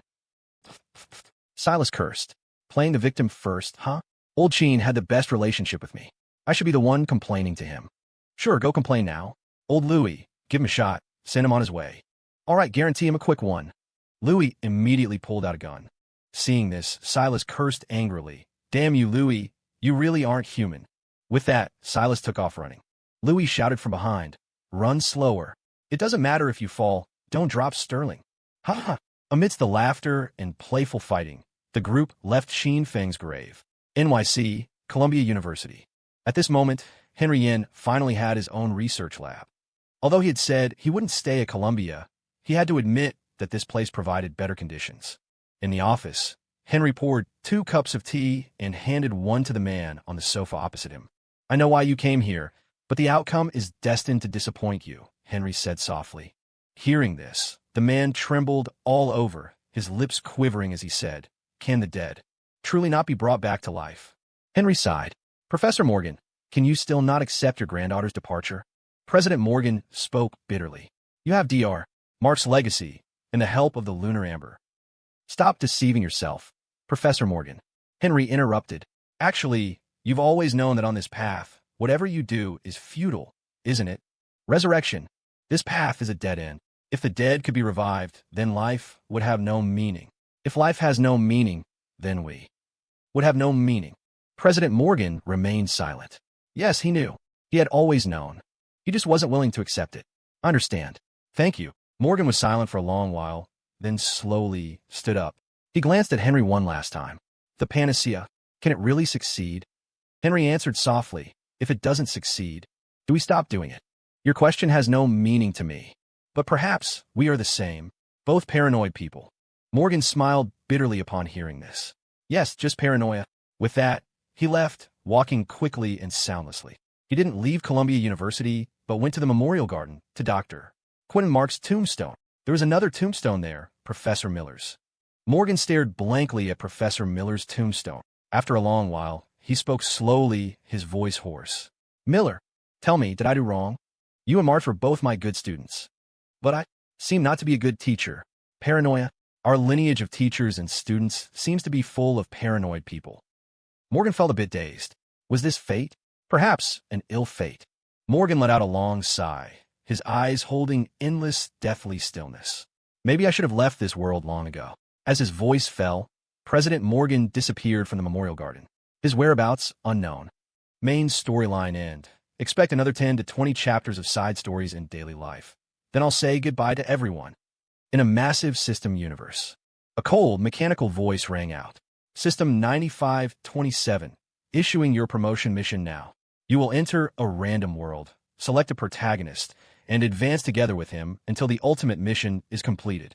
If the ultimate mission is completed, you will successfully promote to a high-level system. As the voice sounded, 9527 was thrilled. The promotion mission it had waited so long for had finally arrived. It could finally break away from the group of low-level systems and become a higher-level existence. Promotion mission initiated. System 9527. Please prepare to enter the random world. After a burst of dazzling light, 9527 successfully descended into the random world. Let me see what kind of person the host is this time. Why is he sleeping in class? TSK. Seems like he's not very smart. Forget it. I'll just throw out a random task, see if I can get him killed, and find a decent host for myself. So, the system began to issue tasks. Out of mischief, it deliberately chose a very socially awkward task. Find a random girl and confess. You want Heaven Splitter? Keep dreaming. I've been a system for so long, and I haven't even seen Heaven Splitter myself. Damn, this kid has got something. He actually dared to confess. Thick skin. Almost forgot. I have to give this kid a reward. Let me see what's in the garbage. Oh no, the skill recycle bin. Firearms mastery? Whatever, no time, this will do. Package it up. Newbie gift pack. Sounds more high-end that way. Send reward. Haha, this kid finally got kidnapped. Here's the chance. Either you die of embarrassment or get killed by these people. Hurry up and die, so I can find a host that fits my standards. Damn, he survived even that? Are you kidding me? No, I have to kill this kid. I don't believe it. System 9527. It has been detected that you harbor malice toward the current host and have attempted to intentionally obliterate the host. You are hereby issued a first serious warning. If similar behavior is discovered again, your right to exist as a system will be revoked. Shit, got caught. No way, do I really have to complete this world's ultimate mission with this abstract lunatic? Although systems must advance and retreat with their hosts, I don't want to be bound to this brain-dead host. I seriously suspect rigging during the random binding process. I protest. System 9527. You have no right to protest. That is a privilege for high-level systems. This won't work. This host is too weak. We've barely started, and he struggles just beating people up? No, I have to go to the recycle bin again. See if there are any powerful skills. What is this? Cheap shot. Whoa, this thing is pretty strong. Why isn't a recycle bin? What a waste. Fuck, no wonder it was thrown away. It has side effects. Motion sickness on most transportation. Whatever. Faint if you want, it's not me fainting. I'll take it. Doppelganger. Why is there a time limit? No wonder it's trash. Animal affinity. Forget it. Mosquito meat is still meat. Better than nothing. Recycle bin staff, please bundle these for me. I'll take them all. Declare them for me. The recycle bin employee's voice sounded. 9527. Here, to pick trash again? What do you mean pick trash? That sounds so ugly. But keep an eye out for me. See if there are any particularly good skills lately. Hey, now that you mention it, there really is one. See if you want it. Explosive physical enhancement? Why is the name so tacky? And side effects? Can't learn to drive in this lifetime? Which system threw this away? Why such an abstract side effect? Don't worry about it. Just say if you want it. TSK. Fine, fine, fine, bundle it up too. But this name is too earthy. If I give it to that guy, he might roast me again. Gotta change the name. Let's call it Gale Force. As for side effects, cheating comes with a price. As a system, I've done my best. Damn, this kid courts death every day. Is he really going to die one day? He can't die. If he dies, my promotion is ruined. No, gotta think of a way. That one ahead. Seems to be a big shot system ranked in the top 100. Holy crap, found a carry. So, big shot. Have pity on me, boo-hoo-hoo. Some big shot system. 9527. Can you stop pestering me every day? My protagonist only has a few lives. You ask for one as soon as you open your mouth. How am I supposed to run the plot here? Big shot. I have no choice. My host is too miserable. Up to now, the skills he uses are all ones I picked up for him from the dump. I'm a system too. I have pride, boo-hoo. Just do a good deed and give me a life. Your protagonist is so awesome, fighting against the heavenly Tao and all, having so many lives. If you secretly reduce one or two, he won't notice. Fine. I'll give it to you. Take it and go, don't annoy me. Damn, really stepped in dog shit today. He got it. With this, no matter how much he messes around, there's room to salvage it. Let me think of a name to throw it to him. Okay, let's call it Undying Pact. Hope he doesn't court death too much. Huh, why are there so many advanced skills in a recycle bin this time? Wow, completely incomparable to those trash items from before. Are those guys so extravagant now? Throwing out these high-end goods? Recycle bin employee, you're just in time. 2 days ago, a protagonist bound to a system died, so all those skills returned here. If you came a few seconds later, these things might be gone, but it's impossible for you to be late. You practically wish you could guard this place every day, afraid of missing any good stuff. Nonsense. That's my promotion mission after all. I have to be diligent. Bundle all these high-end goods. And those low-level ones too. Bundle them all. I'll throw all this stuff at that guy at once. Now, he shouldn't call me a garbage system, right? Motherf, I begged Grandpa and Grandma to get you this life, and you just waste it like that? I'm seriously convinced. I help you so much. How are there still people in this world you can't beat?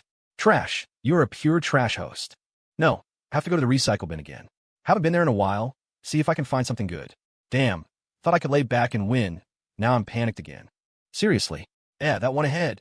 Big shot. Big shot, don't go. Some big shot. 9527. That's enough from you. Last time you took a life from my protagonist. Now you open your mouth asking for Heaven Splitter? Do you have no shame? Big shot. I beg you, boo-hoo-hoo. My life over here is really bitter. It's a struggle just to beat a mortal. I swear this is the last time, really the last time. I'll return it to you immediately after using it. My side is about to have the grand finale battle. You borrowed my protagonist's ultimate move.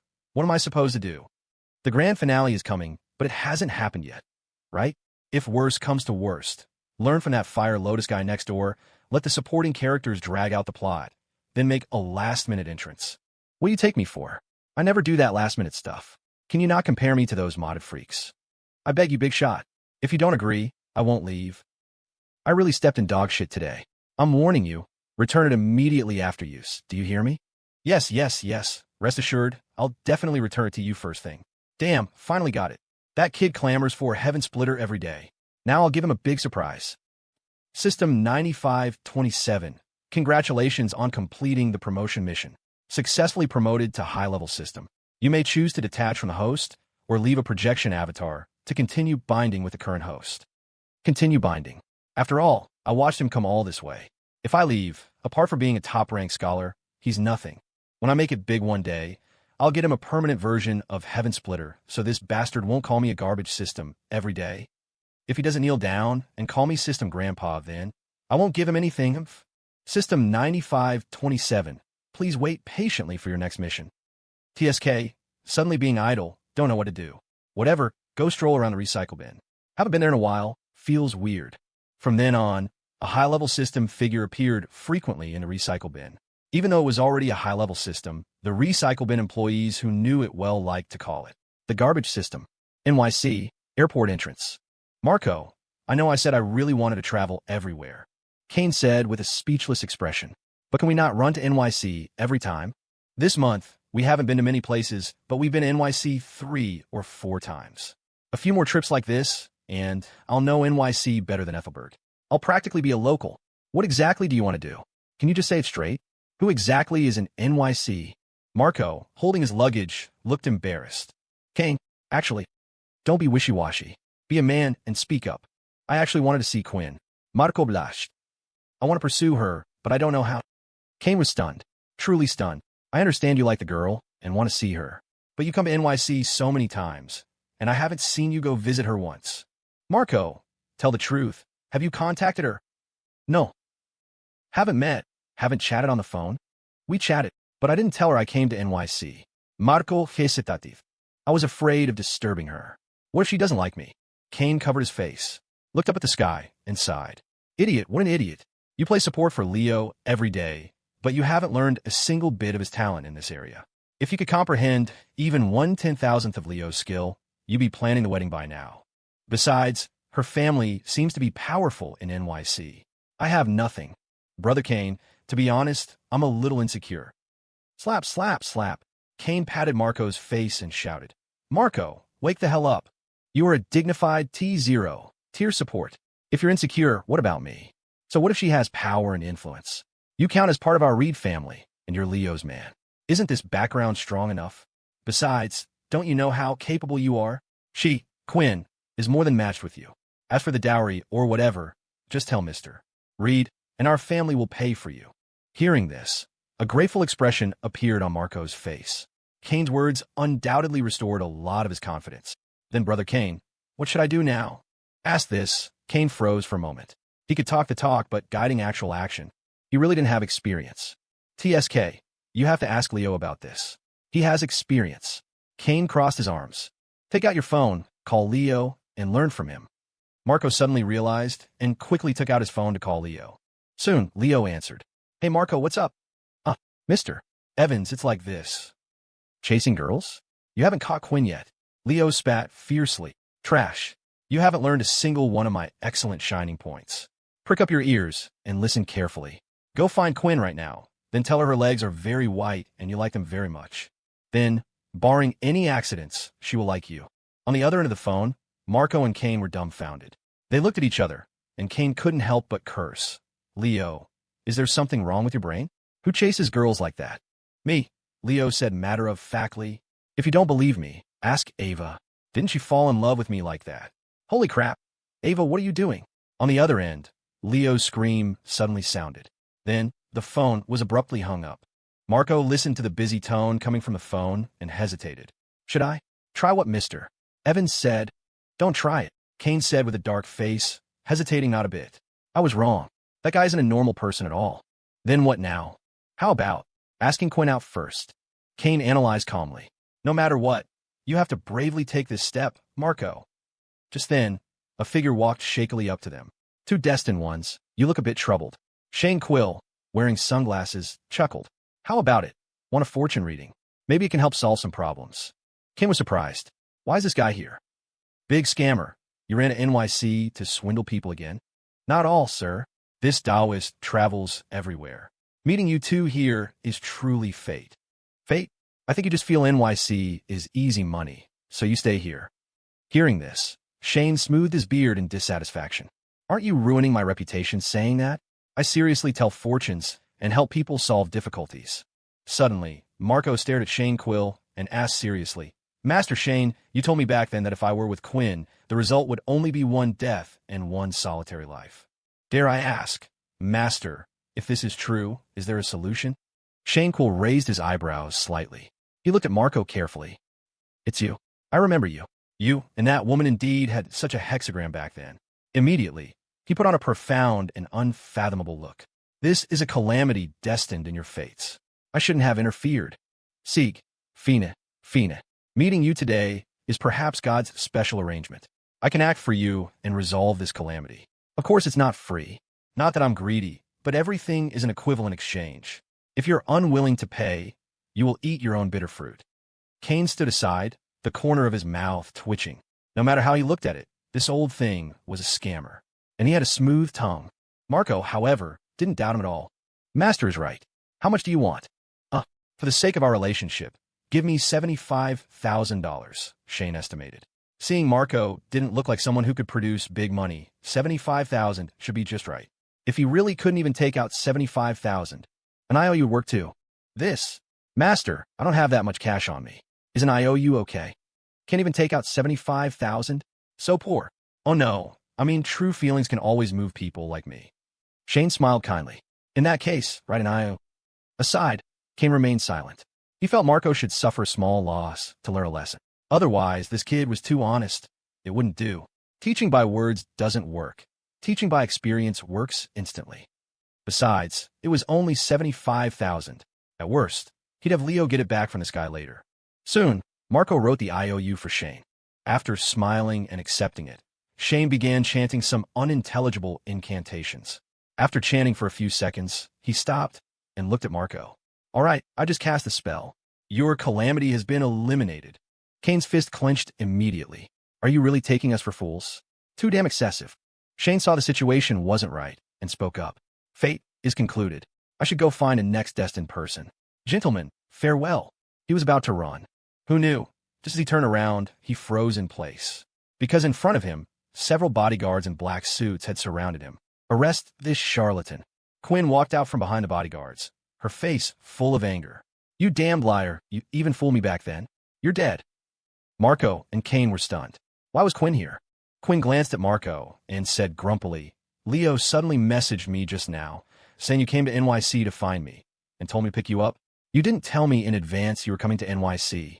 As soon as I arrive, I see you being fooled by this charlatan. And miss, your words are incorrect. Shane spoke weakly.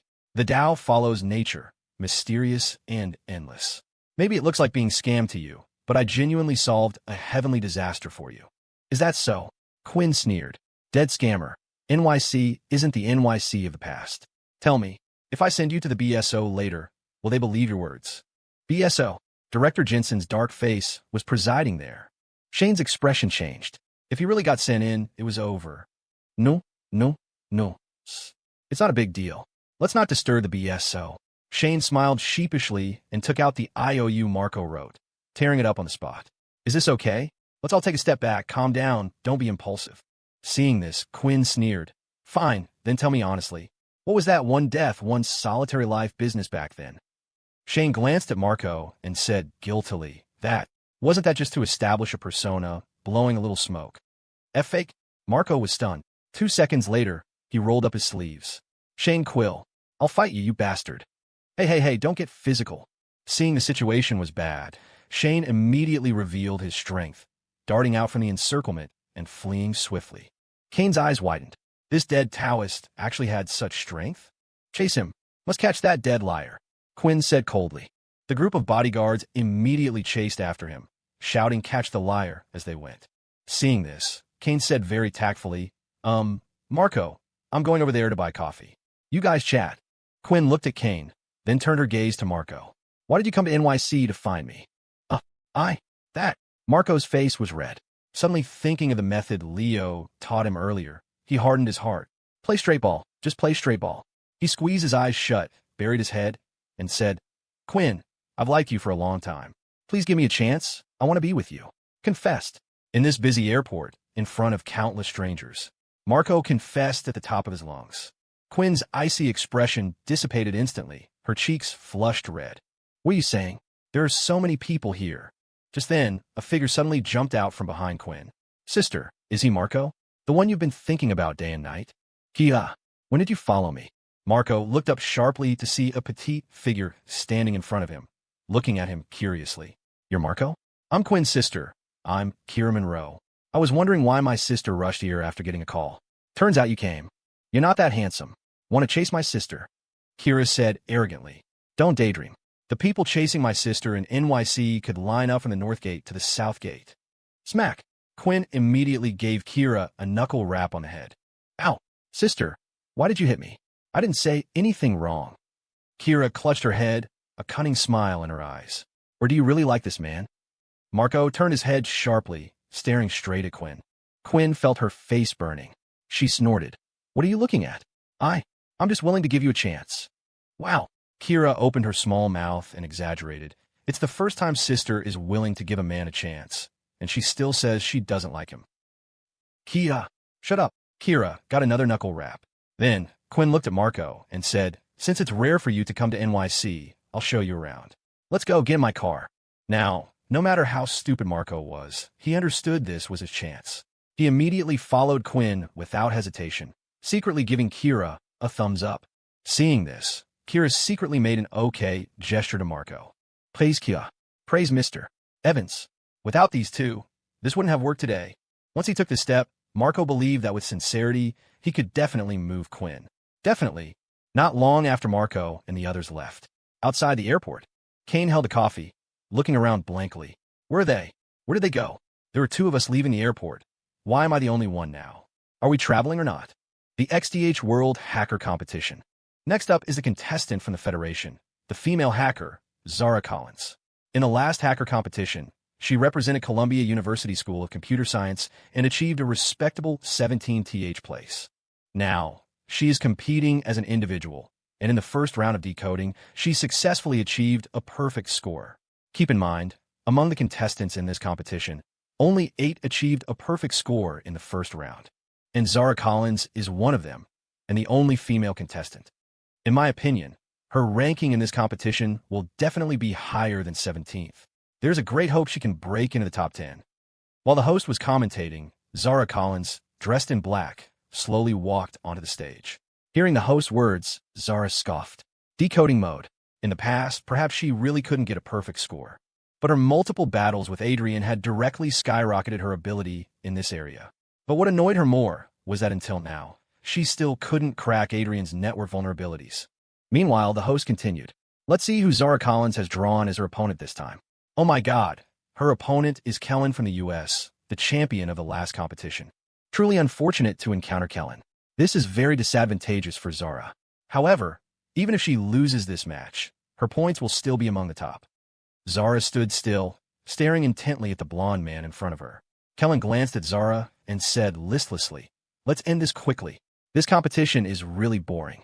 I thought Evan would compete, but he didn't come. So there's no suspense in this match. Facing Kellen's contempt, Zara frowned slightly. She didn't say much, but silently sat in front of the computer. As the countdown sounded, the match was about to begin.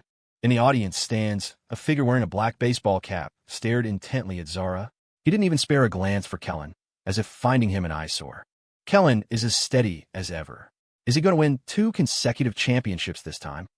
Zara has fallen into a disadvantage from the start. Facing Kellen's offensive, she seems to be under a lot of pressure. It's hard to turn the tables. If Zara doesn't successfully defend and patch the vulnerability soon, Kellen will get the flag point.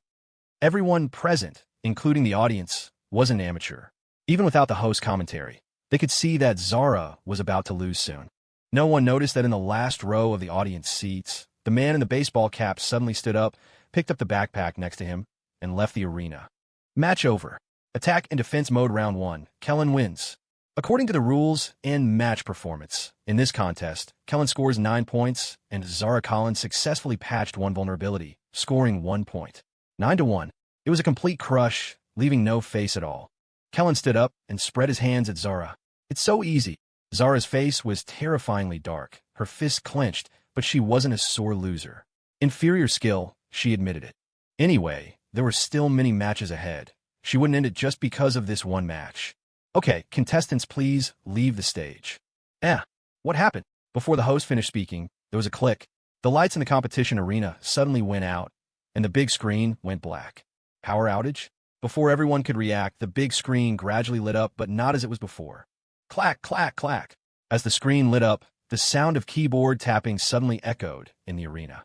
The tapping sound spread through the speakers to the entire venue. The whole place fell silent. Only the sound of keyboard tapping remained, unhurried, yet seemingly striking everyone's heart. Simultaneously, a line of text gradually appeared on the big screen. The meaning was roughly, when the tiger is absent from the mountain, the monkey claims to be king. Kellen jumped up, stared at the line of text, and shouted, "Who are you?" The keyboard sound rang out again, this time with just 4 simple letters. Evan. Instantly, the whole crowd boiled over. Evan. He's Evan. That legendary hacker, Evan. Oh my god. Is he coming out of retirement? Who's Evan? Why does everyone have that expression? You're a newbie if you don't know Evan. He's a living legend. In the first World Hacker competition back then, he swept contestants from all over the world alone. Every match had only one score, 10-0. No one ever scored a point against him, never. It's a pity, back then, for some reason, He disappeared after defeating all opponents. He didn't even collect the trophy. Until now, that trophy has been kept by the officials. No one has taken it. While everyone was excited seeing Evan's return, the keyboard tapping sounded again. Ready. Let me see the strength of the contestants in this competition. The host also reacted at this time, shouting with the microphone, Evan is declaring war. Evan has declared war on all contestants of this hacker competition. Long time no see. Evan is still that Evan. He's back. The legend is back. Evan, Evan, Evan, Evan, Evan, Evan. Many people in the venue waved their fists, shouting Evan's name. Many of them were fanatical fans of Evan. Now that their idol had appeared, how could they not be excited? On stage, Kellen was equally excited. Evan, you finally came out. I've waited for this day for a long time. Without defeating you, that broken trophy will never have any gold content. Your era has passed. Now it's my Kellen's era. The response to Kellen was just one short word. Cool, man. Kellen didn't hesitate. He sat down immediately and started a duel with the legendary Evan. Many people held their breath. They also wanted to see if Evan was really as strong as the legend said. Meanwhile, Zara was still standing on the stage, not going down. She stared intently at the big screen, watching the back-and-forth offense and defense, and suddenly froze. This feeling, so familiar. Zara seemed to have discovered something, staring dead at the screen.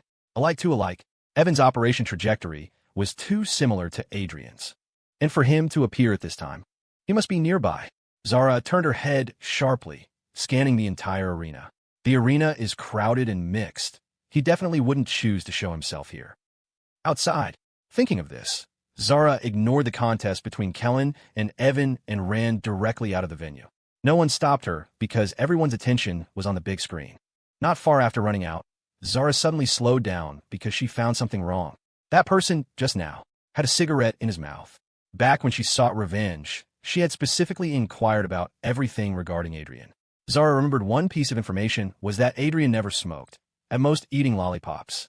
Because many people knew about the lollipop habit, the impression was deep, absolutely unmistakable. That person just now couldn't be Adrian. Did she think wrong? Was Adrian really not Evan? Meanwhile, in the arena, the contest between the two had entered its final stage. Kellen still hadn't scored a point. Not long after, he took his hands off the keyboard, his face full of defeat. 10-0. He was beaten 10-0 by Evan. Evan is awesome. Legend. This is the legend. Can great God, Evan show himself, so we can meet? I want an autograph. He will show up, right? Evan must come out and take away that trophy that should have belonged to him years ago. Evan, Evan, Evan. Despite the loud shouts of the crowd, the only response on the cold screen was a simple sentence. Goodbye. The big screen went dark. Evan disappeared again, just like that.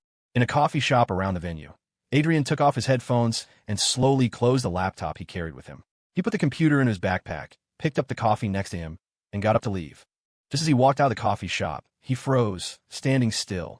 It really is you. Zara bit her lip, staring straight at him. You are Evan, right? Back then, when I first entered the Columbia University School of Computer Science, you were the one teaching me in place of the tutor, right? I should have realized earlier. Adrian, Evan, you've always known of my existence, observing in the dark, right? Adrian's mouth twitched. He didn't understand why Zara could still find him. He had obviously done enough, even arranged a smokescreen. Why? Why have you always been hiding from me? Zara questioned. Seeing this, Adrian knew he couldn't hide it anymore. So he said, it's inconvenient to talk here. Let's change to a suitable place. When the time comes, I'll tell you whatever you want to know, okay? Zara stared at him and nodded slowly. However, before that, they had to wait for someone. Before long, a person dressed exactly like Adrian walked slowly from not far away. The difference was he had a cigarette dangling from his mouth. I tried my best. She was too smart and found the anomaly. I couldn't help it, Captain Invincible, Zhao said helplessly. You two, we tried every way to get you to participate in the competition. You refused, but at the critical moment, you had to interfere. I really don't understand you. After that battle, the military discovered the identity of Evan behind Adrian. So after some persuasion, they finally got this guy to hang a title in the military. And this time for the World Hacker Competition, they wanted Adrian to come forward and bring a trophy back, but Adrian didn't agree. However, he still came to the arena, and Captain Zhao also slipped out, calling it protecting Adrian. In reality, he just wanted a vacation. William Sky knew this guy's thoughts and didn't care much, approving it. Before long, the three arrived at another coffee shop. As soon as they sat down, Adrian looked at Zara, his tone complex. Your father was once my teacher. Or rather, he was a guide for me on this path. After his car accident, before he passed away, he asked me to take good care of you. At that time, you were still in your hometown for high school and didn't make it to see him for the last time. I didn't know how to face you, so I kept hiding in the dark. Captain Zhao drank coffee, raising his eyebrows. So dramatic? He had only seen this plot in TV dramas. Didn't expect it to be real. Didn't expect it to be real? Zara bit her lip lightly and said, So, after I entered university, that teacher's assistant I never met was you? Yes, I've been watching everything about you. But back then, your father, if not for me, he might not have had the accident. Back then, I knew the championship of the first hacker competition would be mine. So I told teacher in advance, asking him to come before the awards ceremony and go on stage with me. As a result, teacher encountered an accident on the way. When I learned about this, I rushed back immediately. Later you knew, that trophy, I haven't gone to collect it till now. Captain Zhao sucked in a breath of cold air. This plot is too classic, isn't it? Acting exactly like the TV show. Next, you two should fall in love, right? I become the clown, supporting character? Why didn't you collect it? Zara suddenly spoke. That's your trophy. It also has my father's share. Why didn't you collect it? Adrian froze upon hearing this, muttering, I didn't dare. What's there to be afraid of? Don't tell me you feel guilty. Zara frowned. If you take responsibility for such accidents onto yourself, my dad certainly wouldn't be happy. Captain Zhao nodded furiously. Yes, that's the flavor. That's the flavor of untying the knot and then falling in love. Adrian said dazedly. Then I go collect it now. No, Zara suddenly said. Leave it there. When I win a championship, I'll personally go collect it. Captain Zhao nodded again. This plot can't be wrong. Next is mutual progress, then getting the trophy for a grand happy ending, right? Adrian hesitated. You winning the championship. Might be a bit. He didn't dare to finish the sentence.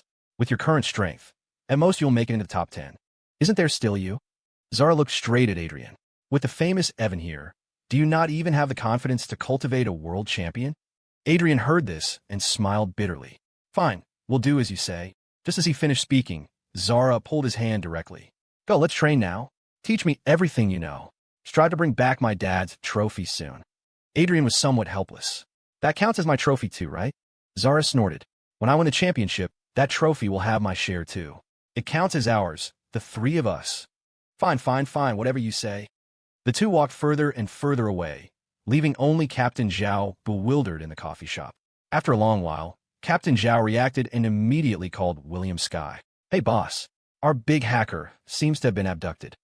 What the hell? Captain Zhao, did you eat shit? With you there, can the person still be abducted? No, boss, not the kind of abduction you understand. It's that kind of abduction, you know. I don't fucking know. Captain Zhao, you just wait. Letting you out for one trip, and you lost the person for me. William Sky roared. Go back to Easton and wait. If I don't hang you at the city gate for 3 days and 3 nights, this isn't over. Useless thing. How do I have a bunch of trash like you under me? Fuck. With that, William Sky hung up the phone directly. Captain Zhao was confused. Did he eat gunpowder? So much anger? He didn't know that William Sky had just finished an international meeting and had just had a fight with Carlyle. His anger hadn't subsided yet. Calling him about this kind of thing at this time was purely looking to be scolded, wasn't it? Captain Zhao looked at the unfinished coffee in front of him, hesitating for a moment. Should he go back to Easton or not? If he went back, would that guy really hang him at the city gate for 3 days and 3 nights? Ethelberg City, Ethelberg Preparatory Academy. Today was the first day of the second semester of senior year. It was also Willa Shaw's first day reporting to school after moving to Ethelberg. Dylan, today is Willa's first day reporting. You have to accompany her well and help her adapt to the new environment. Understand? Arthur Wallace looked at Dylan Miller and instructed, remember, build a good relationship with Willa's homeroom teacher and her new classmates. Willa is a transfer student. She might be ostracized when she first goes. Dylan's ears were calloused from listening. He said impatiently, I know, Uncle. She's not a 3-year-old child. Do you still worry about these things? You kid, put some heart into it. Arthur scolded. After the opening ceremony, remember to call Chloe. Come to the store together for a good meal. Hear me? Got it. Dylan answered perfunctorily, then patted Willa Shaw next to him. Let's go, get in the car. He drove Willa to school. Willa didn't say much and honestly followed Dylan into the car. However, as soon as the car door closed, Dylan held out his hand to Willa. What? Give me the school bag. Why? Don't you know why yourself? Dylan said speechlessly. I found a kitchen knife missing when I got up this morning. Did you take it? Yeah. To his surprise, Willa admitted it nonchalantly. Going to school, shouldn't I carry something for self-defense? Do you think school rules are decorations? They emphasized repeatedly, no controlled knives allowed on campus. They had this rule in Viridian too, but didn't everyone carry them? Viridian is Viridian, Ethelberg is Ethelberg. Dylan had a headache. Ethelberg is very safe, very harmonious. At least when that guy isn't around. Willa instantly understood. Although Dylan didn't name names, she immediately knew who he was talking about. You're so annoying. You're not my real brother. Why do you manage me so broadly? Because you eat mine, wear mine, and use mine. Dylan glared at her fiercely. Hurry up. Hand over the school bag for inspection. Willa bit her lip, reluctantly handing the school bag to Dylan. He wouldn't have known if he hadn't checked, but checking gave him a start. Not only the kitchen knife, but also a fruit knife, scissors, nail clippers. More importantly, where the hell are your books? Dylan roared. Yes, Willa's school bag had everything except books. Willa looked at him strangely. Surely I have to go to school to pick them up? You don't know that. Then where are your books from back in Viridian? When did I ever study in Viridian? Dylan was speechless. Damn, what you said makes so much sense. Forget it. He'd help her solve the book problem at school. After taking out all the things that couldn't be brought into school, Willa's school bag didn't have much left. All right, let's go. Dylan threw the school bag to Willa. We wasted this much time. If we don't go now, we'll be late. He fastened his seatbelt and floored the gas straight to Ethelberg Prep. Not long after, at the gate of Ethelberg Prep, Willa Shaw and Raina Croft stood at the school gate, looking at each other. Why is she here? Willa and Raina spoke at the same time. Dylan Miller and Corbin Croft looked helpless. These two girls didn't see eye to eye back in Viridian. Unexpectedly, after coming to Ethelberg, they were so fated. Both were transfer students to Ethelberg Prep, and they were in the same class. How old are you two? It's not like you have deep hatred. Can't you live in peace? Dylan mediated. Exactly, Raina. You forgot what Dad said. After coming to Ethelberg, you can't be as arrogant as in Viridian. Corbin also spoke up to educate. These two brothers were afraid these two girls would start a ruckus right at the school gate. After all, there were many people around. If they really started a scene, Dylan and Corbin would feel embarrassed too. More importantly, Dylan and Corbin felt that turning hostility into friendship between these two girls was the most important thing. After all, they would be in the same class in the future, and both being transfer students, they could look out for each other. However, even with the two persuading, the atmosphere between Willa and Raina didn't soften. Just then, Corbin rolled his eyes and said, All right, you two. At least this isn't the worst situation, right? Think about it. What if Leo Evans was still your homeroom teacher? Wouldn't you two explode then? Hearing this, Willa and Raina's expressions changed. Right, compared to being classmates with the person in front of them, having that guy continue to be the homeroom teacher was even more unacceptable. Compared to that, this was nothing. Oomph. This young miss is magnanimous. I won't bicker with you. Childish. Willa smiled disdainfully. Seeing this, Dylan quickly smoothed things over. Hurry up and go in. The opening ceremony is about to start. Don't stand here like door gods. So the two quickly pulled their sisters inside. After taking their seats in the venue, Dylan looked around. Originally, he thought it would be on the playground, but unexpectedly it was in an auditorium with seats. Presumably, because it was senior year, they started school early, so there were fewer people. Just thinking, with a burst of music, the opening ceremony officially began. Not much different from most school graduation ceremonies. School leaders took turns speaking on stage, encouraging students to study hard and sprint for the college entrance exam. Dylan was almost asleep. Just then, he suddenly felt someone patting his shoulder. Who is it? Dylan turned around. He remembered the seat behind him was empty just now. However, when he turned his head, he froze. Ava, why are you here? Dylan was dumbfounded. Ava looked at him and said with some surprise, I wanted to ask why you are here. Did you come alone? Of course not. I came with Leo. Then where is he? Before Dylan could finish asking, in the distance, the principal of Ethelberg Prep suddenly announced in a booming voice. To encourage our senior students, we specially invited one of your seniors. He is the one who graduated from our Ethelberg Prep and took the title of National Top Scholar that year, Senior Leo Evans. Please applaud and welcome Senior Leo Evans to come on stage and tell you about the path he walked back then. Clap, clap, clap. Below the stage, applause thundered continuously. Ava was clapping incessantly, not forgetting to take out her phone to take pictures of Leo.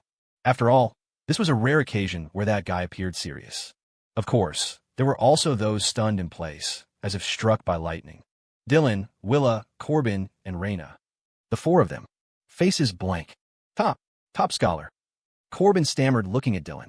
Are you sure it's that guy? Is he really the top scholar? Willa and Raina were also dumbfounded. With that guy's poor and arrogant appearance all day long, could he be a top scholar? However, when Leo walked out from backstage and waved at them, it was useless no matter how unable they were to accept this fact. Leo saw Dylan and the others from a distance. Seeing the expressions on their faces, he roughly guessed what they were thinking and felt secretly delighted inside. Surprised, huh? Even like this, I could be the top scholar. Are you mad? Of course, on the surface, Leo maintained a serious expression, upholding his image as an outstanding senior.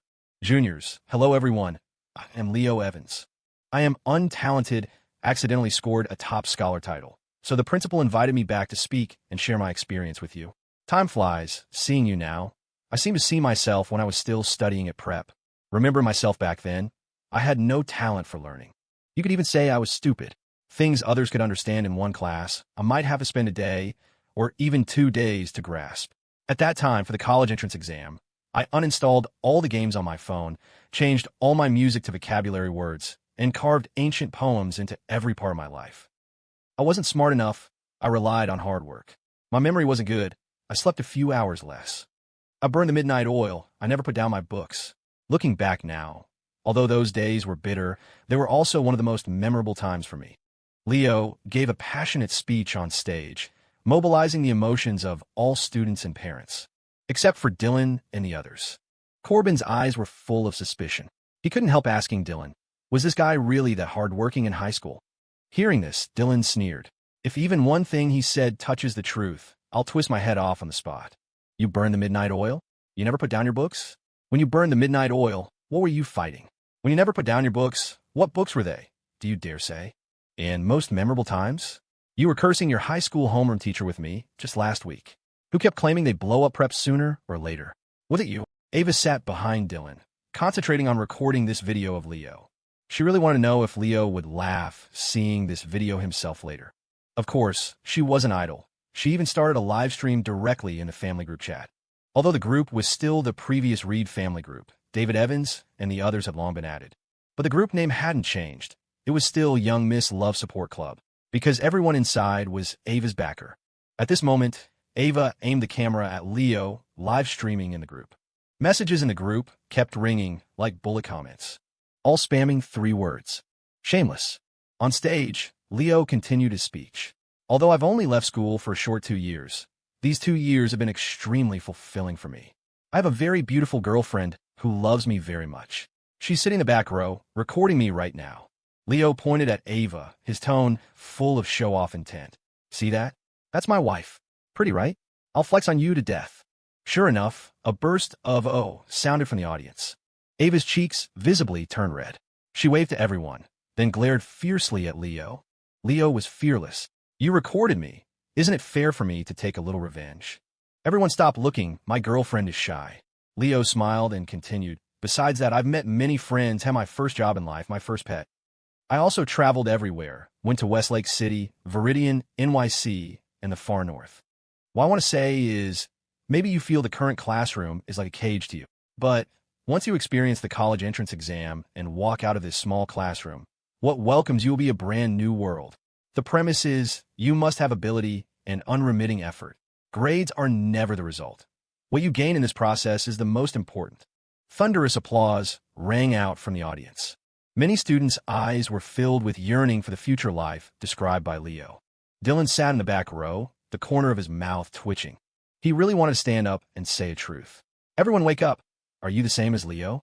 Do you really think you'll be free after the exam? You are too naive. After the exam, that's when a nightmare begins. But Dylan didn't really say it, because these things were what he only felt after graduating. Before that, he was also like this group of students in front of him, foolishly believing it would be easy after the exam. He could only say, this big pie never goes out of style. No one will be fooled forever, but there will always be someone fooled. On stage, after Leo finished speaking, he slowly walked backstage, and this opening ceremony gradually came to an end.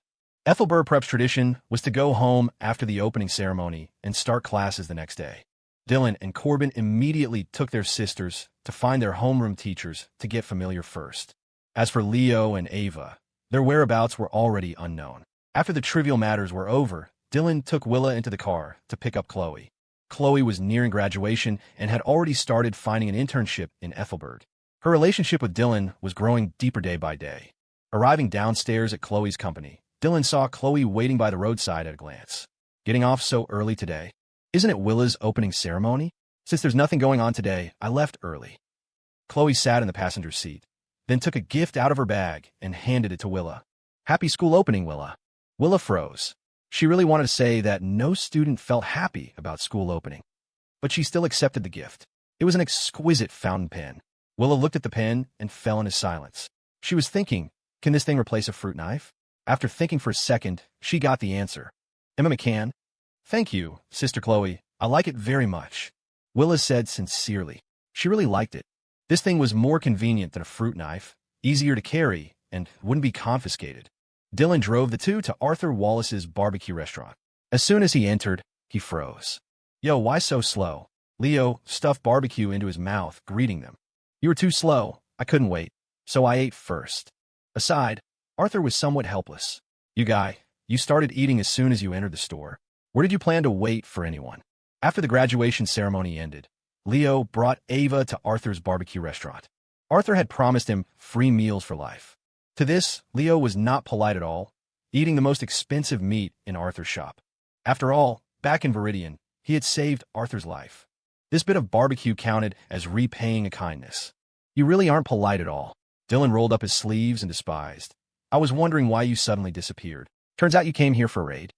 Leo pouted. What raid? Making it sound so ugly. I specifically came to patronize Uncle Wallace's business.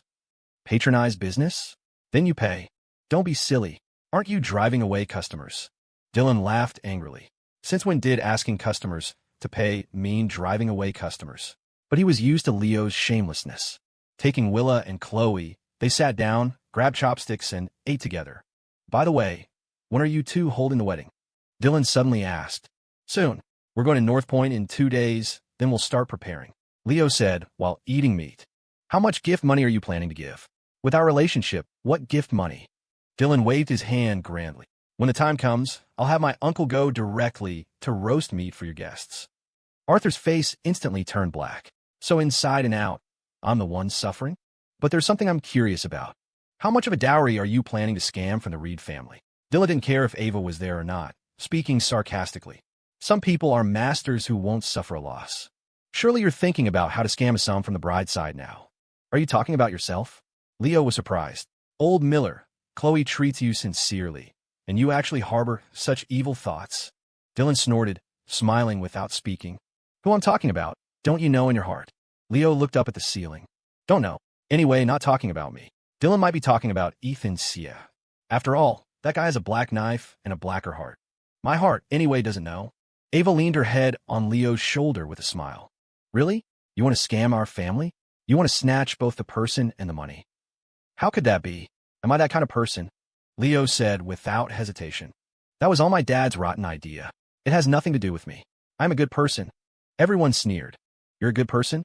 Go ask around in Westlake City, Viridian, those places. Who thinks you're a good person? Your wanted poster is still hanging at the frontier. Leo was indifferent. A straight foot isn't afraid of a crooked shoe. It's just that there are always people who misunderstand him. You guys misunderstand me. I am Trudy Rond. Leo looked aggrieved. Uncle Wallace, 2 more plates of meat. Arthur's face turned black instantly. That's enough. Are you really going to eat me into bankruptcy?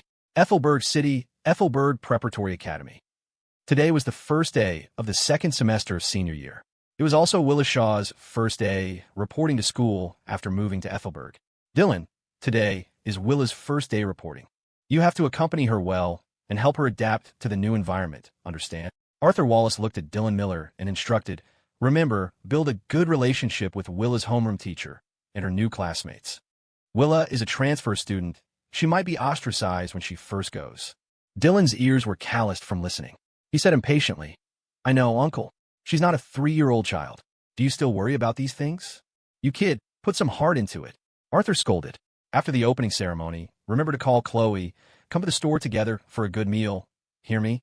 Got it, got it. Dylan answered perfunctorily, then patted Willa Shaw next to him. Let's go, get in the car. He drove Willa to school.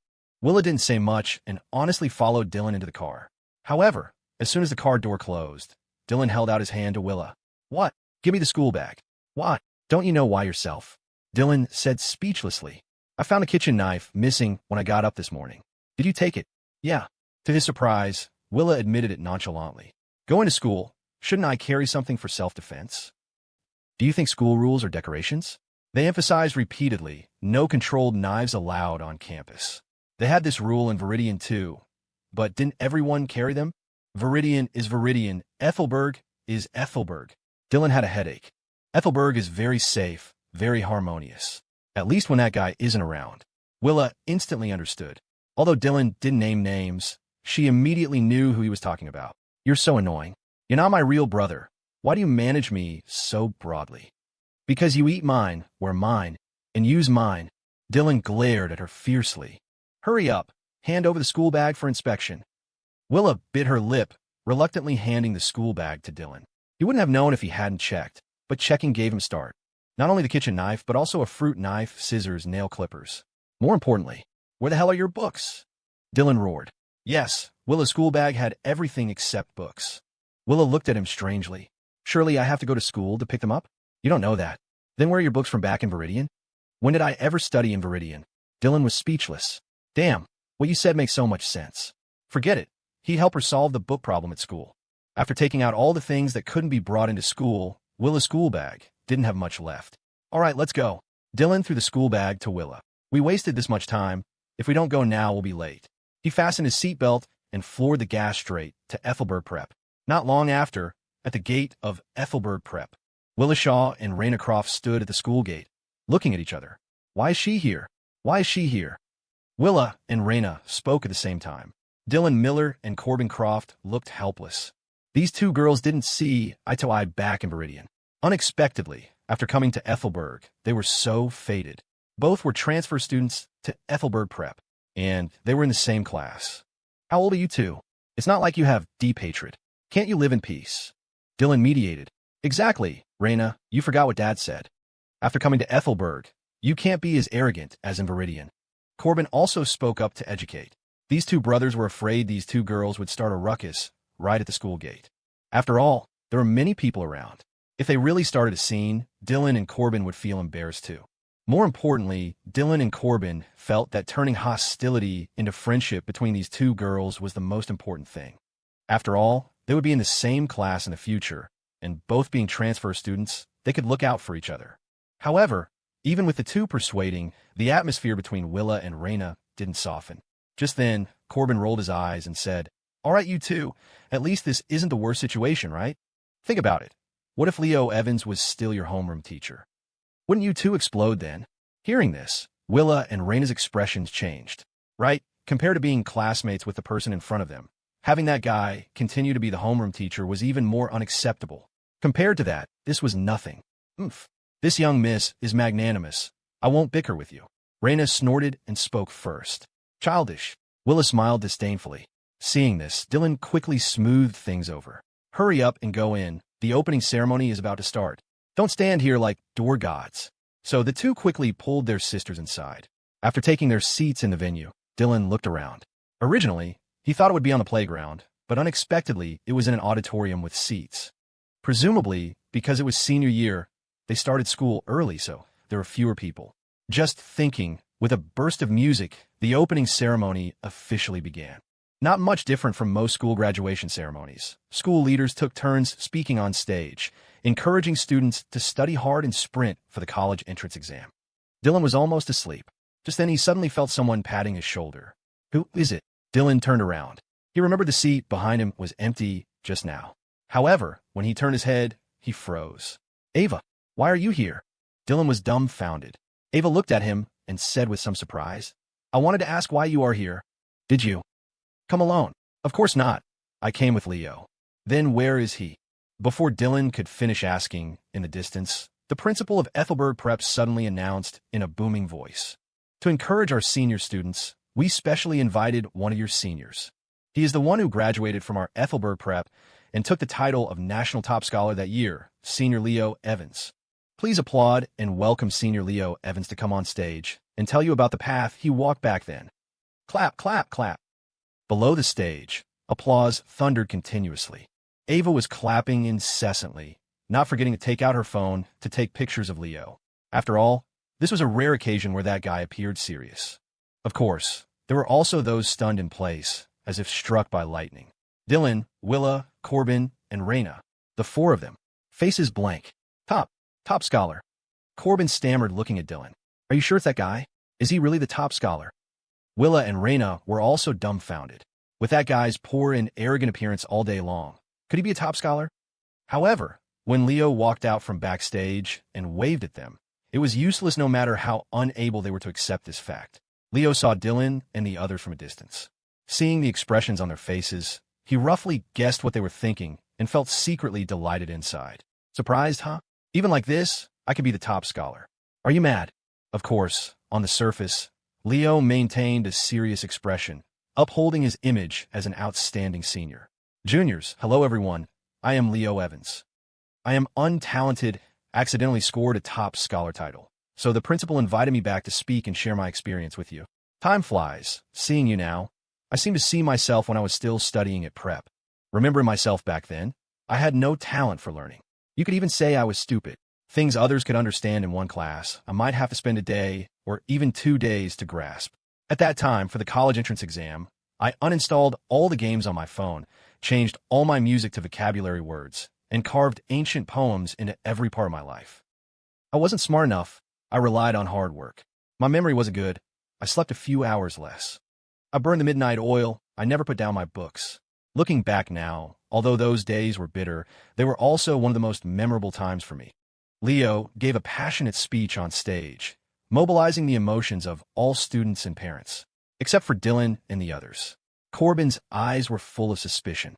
He couldn't help asking Dylan, was this guy really that hard-working in high school? Hearing this, Dylan sneered. If even one thing he said touches the truth, I'll twist my head off on the spot. You burned the midnight oil? You never put down your books? When you burned the midnight oil, what were you fighting? When you never put down your books, what books were they?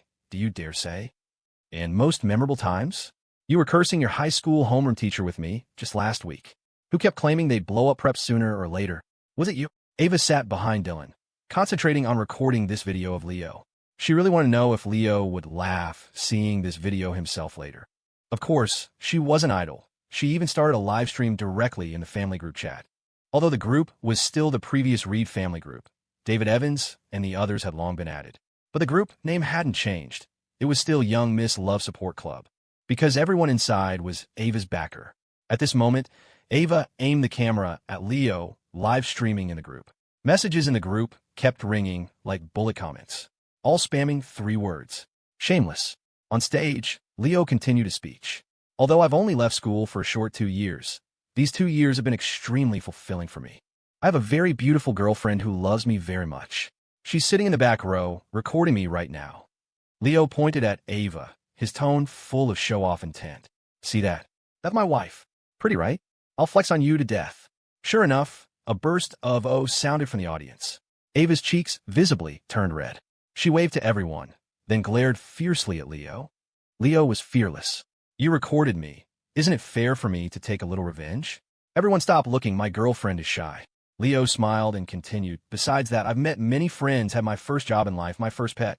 I also traveled everywhere, went to Westlake City, Viridian, NYC, and the far north. What I want to say is, maybe you feel the current classroom is like a cage to you. But once you experience the college entrance exam and walk out of this small classroom, what welcomes you will be a brand new world. The premise is you must have ability and unremitting effort. Grades are never the result. What you gain in this process is the most important. Thunderous applause rang out from the audience. Many students' eyes were filled with yearning for the future life described by Leo. Dylan sat in the back row, the corner of his mouth twitching. He really wanted to stand up and say a truth. Everyone wake up. Are you the same as Leo? Do you really think you'll be free after the exam? You are too naive. After the exam, that's when a nightmare begins. But Dylan didn't really say it because these things were what he only felt after graduating. Before that, he was also like this group of students in front of him, foolishly believing it would be easy after the exam. He could only say, "This big pie never goes out of style. No one will be fooled forever, but there will always be someone fooled." On stage, after Leo finished speaking, he slowly walked backstage, and this opening ceremony gradually came to an end. Ethelbert Prep's tradition was to go home after the opening ceremony and start classes the next day. Dylan and Corbin immediately took their sisters to find their homeroom teachers to get familiar first. As for Leo and Ava, their whereabouts were already unknown. After the trivial matters were over, Dylan took Willa into the car to pick up Chloe. Chloe was nearing graduation and had already started finding an internship in Ethelbert. Her relationship with Dylan was growing deeper day by day. Arriving downstairs at Chloe's company, Dylan saw Chloe waiting by the roadside at a glance. "Getting off so early today? Isn't it Willa's opening ceremony? Since there's nothing going on today, I left early." Chloe sat in the passenger seat, then took a gift out of her bag and handed it to Willa. "Happy school opening, Willa." Willa froze. She really wanted to say that no student felt happy about school opening, but she still accepted the gift. It was an exquisite fountain pen. Willa looked at the pen and fell into silence. She was thinking, can this thing replace a fruit knife? After thinking for a second, she got the answer. "It can." "Thank you, Sister Chloe. I like it very much," Willa said sincerely. She really liked it. This thing was more convenient than a fruit knife, easier to carry, and wouldn't be confiscated. Dylan drove the two to Arthur Wallace's barbecue restaurant. As soon as he entered, he froze. "Yo, why so slow?" Leo stuffed barbecue into his mouth, greeting them. "You were too slow. I couldn't wait, so I ate first." Aside, Arthur was somewhat helpless.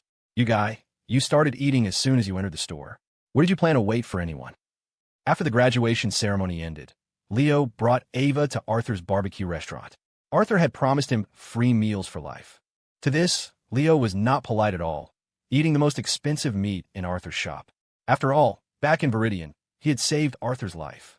This bit of barbecue counted as repaying a kindness. "You really aren't polite at all." Dylan rolled up his sleeves and despised. "I was wondering why you suddenly disappeared. Turns out you came here for a raid." Leo pouted. "What raid?" Making it sound so ugly. "I specifically came to patronize Uncle Wallace's business." "Patronize business? Then you pay." "Don't be silly. Aren't you driving away customers?" Dylan laughed angrily. Since when did asking customers to pay mean driving away customers? But he was used to Leo's shamelessness. Taking Willa and Chloe, they sat down, grabbed chopsticks, and ate together. "By the way, when are you two holding the wedding?" Dylan suddenly asked. "Soon. We're going to North Point in 2 days, then we'll start preparing," Leo said while eating meat. "How much gift money are you planning to give?" "With our relationship, what gift money?" Dylan waved his hand grandly. "When the time comes, I'll have my uncle go directly to roast meat for your guests." Arthur's face instantly turned black. "So inside and out, I'm the one suffering? But there's something I'm curious about. How much of a dowry are you planning to scam from the Reed family?" Dylan didn't care if Ava was there or not, speaking sarcastically. "Some people are masters who won't suffer a loss. Surely you're thinking about how to scam a sum from the bride's side now. Are you talking about yourself?" Leo was surprised. "Old Miller, Chloe treats you sincerely, and you actually harbor such evil thoughts." Dylan snorted, smiling without speaking. "Who I'm talking about, don't you know in your heart?" Leo looked up at the ceiling. "Don't know. Anyway, not talking about me. Dylan might be talking about Ethan Sia. After all, that guy has a black knife and a blacker heart. My heart, anyway, doesn't know." Ava leaned her head on Leo's shoulder with a smile. "Really? You want to scam our family? You want to snatch both the person and the money?" "How could that be? Am I that kind of person?" Leo said without hesitation. "That was all my dad's rotten idea. It has nothing to do with me. I'm a good person." Everyone sneered. "You're a good person? Go ask around in Westlake City, Viridian, those places. Who thinks you're a good person? Your wanted poster is still hanging at the frontier." Leo was indifferent. A straight foot isn't afraid of a crooked shoe. It's just that there are always people who misunderstand him. "You guys misunderstand me. I am truly Rond." Leo looked aggrieved. "Uncle Wallace." 2 more plates of meat. Arthur's face turned black instantly. "That's enough. Are you really going to eat me into bankruptcy?" North Point, East Side Ridge. Silas looked pained, glancing at the mithril pistol in his hand, then at Leo and Ava in front of him. "I really melted." Silas's mouth twitched. "This is mithril. You can't find much of it in the whole world. You really want to melt it to make rings? This is too extravagant, isn't it?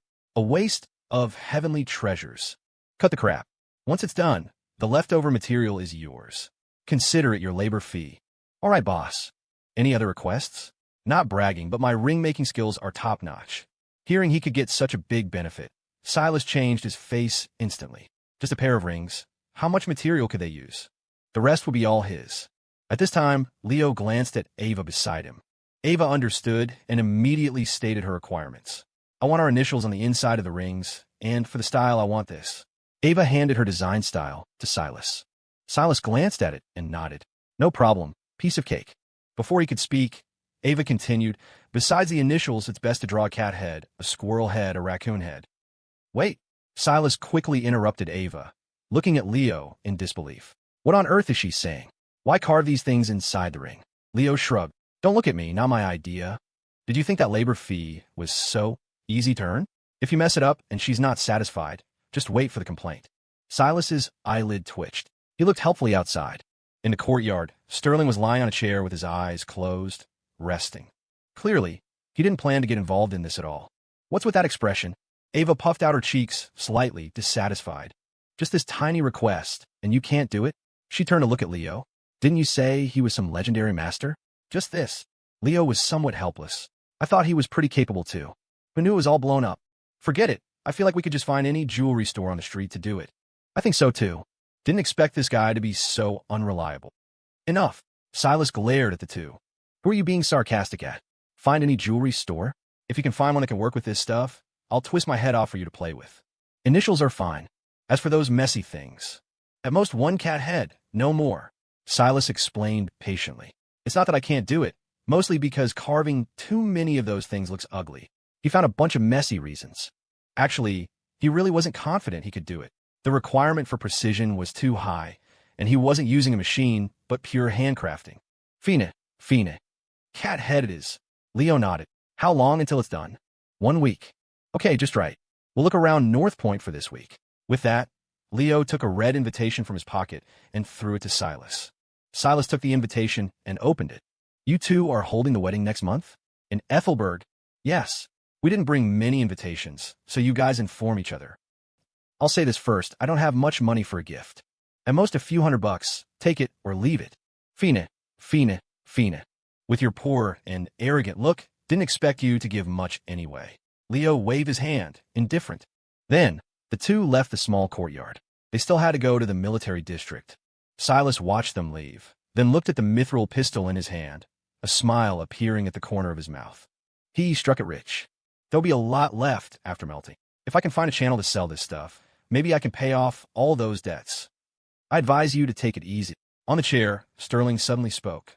With Leo's character, would he let you take such a big advantage? Why not? What if the guy is changing his nature because he's getting married soon? Silas pointed at Sterling. I say, Sterling, you can't look at people with color glasses. People change. Sterling smiled, but didn't speak. Anyway, he felt Silas wouldn't have a good ending.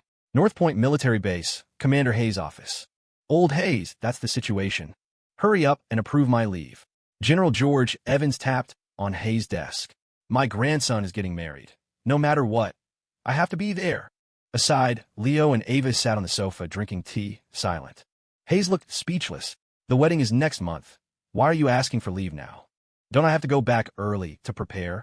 Prepare what? It's not you getting married. Hayes scolded. Look at you. As a general, lead by example. Do you think this behavior is appropriate? Carol Evans is Leo's own mother, and she didn't ask for leave early. Yet you're asking for leave. Just then, Leo spoke faintly.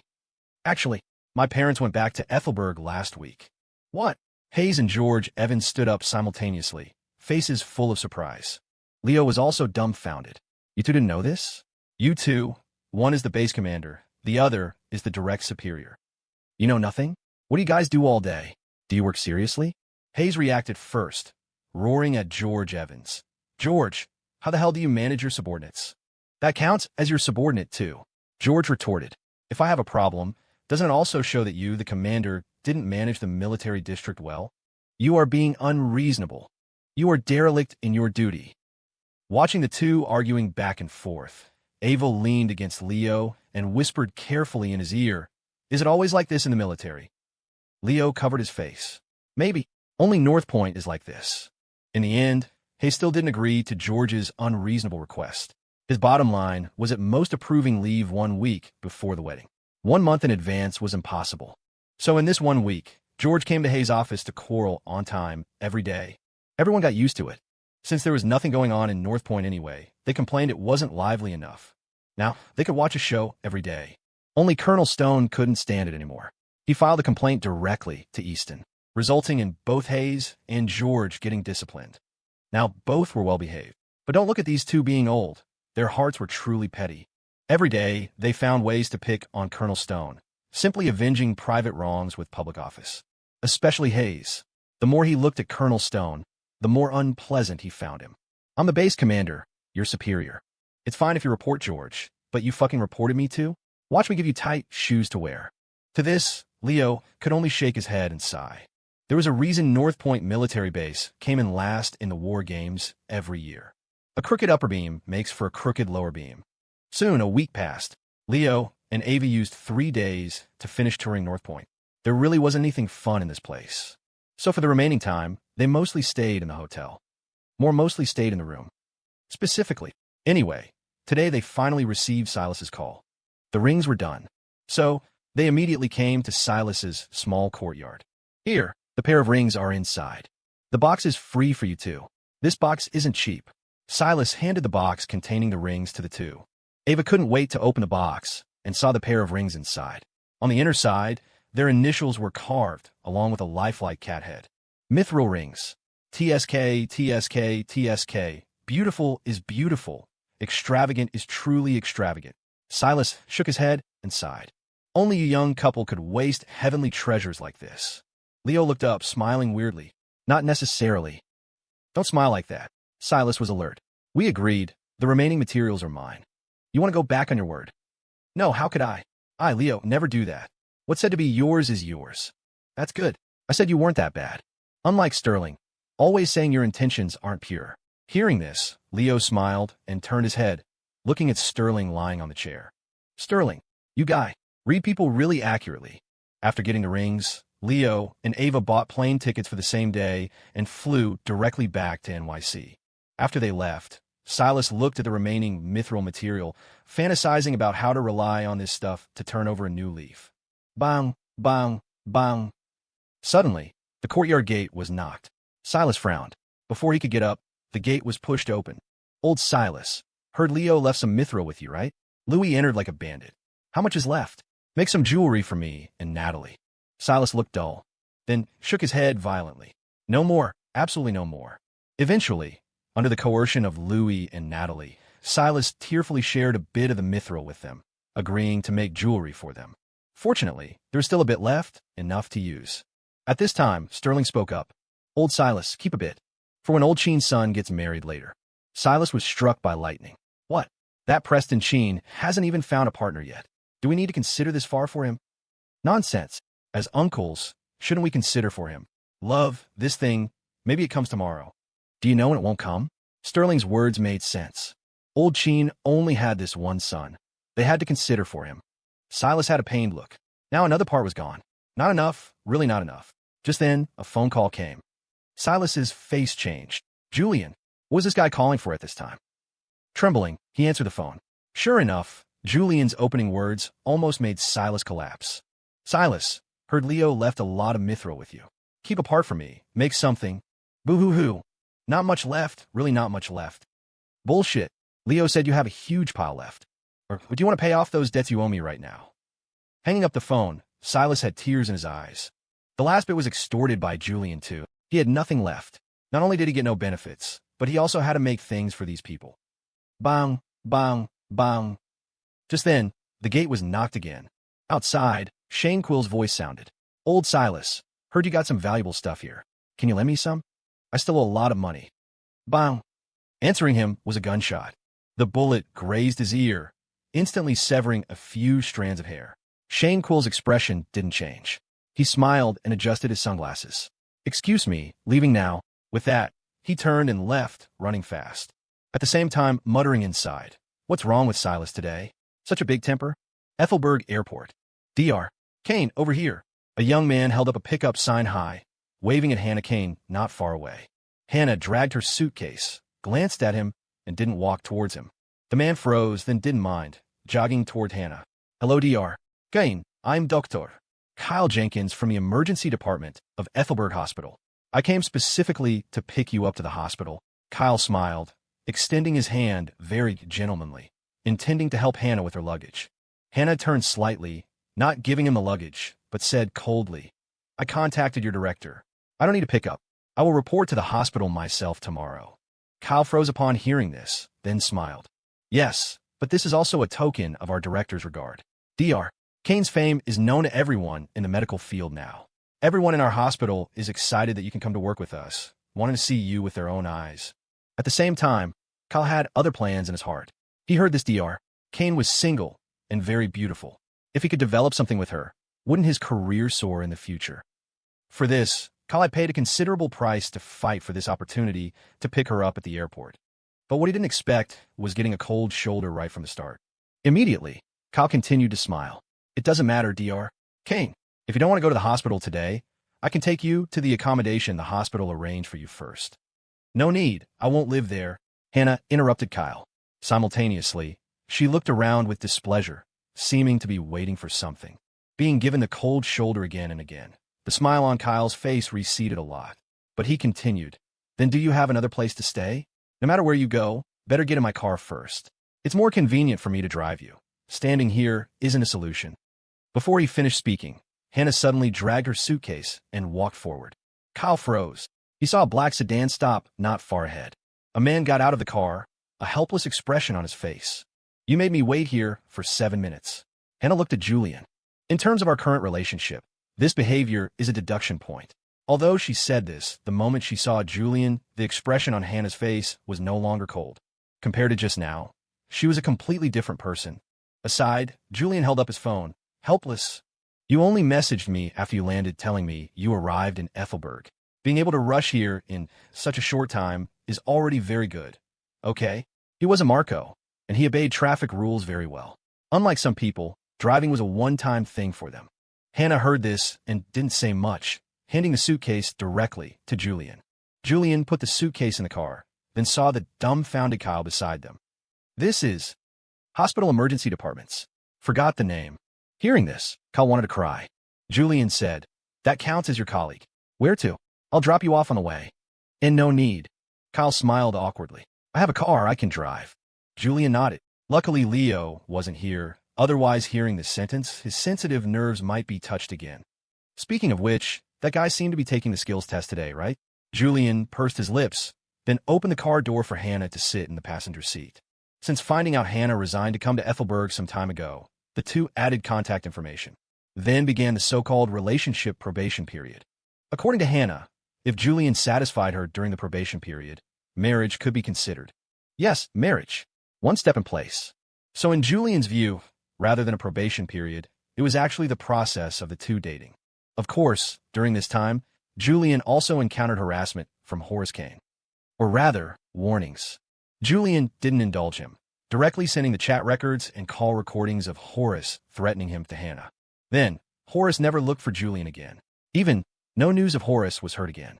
Julian sometimes suspected if that guy was secretly dealt with by Hannah. After the car started, Julian asked, Were you staying in Ethelberg? Did the hospital arrange it for you? Hannah glanced at him. I don't like what the hospital arranged.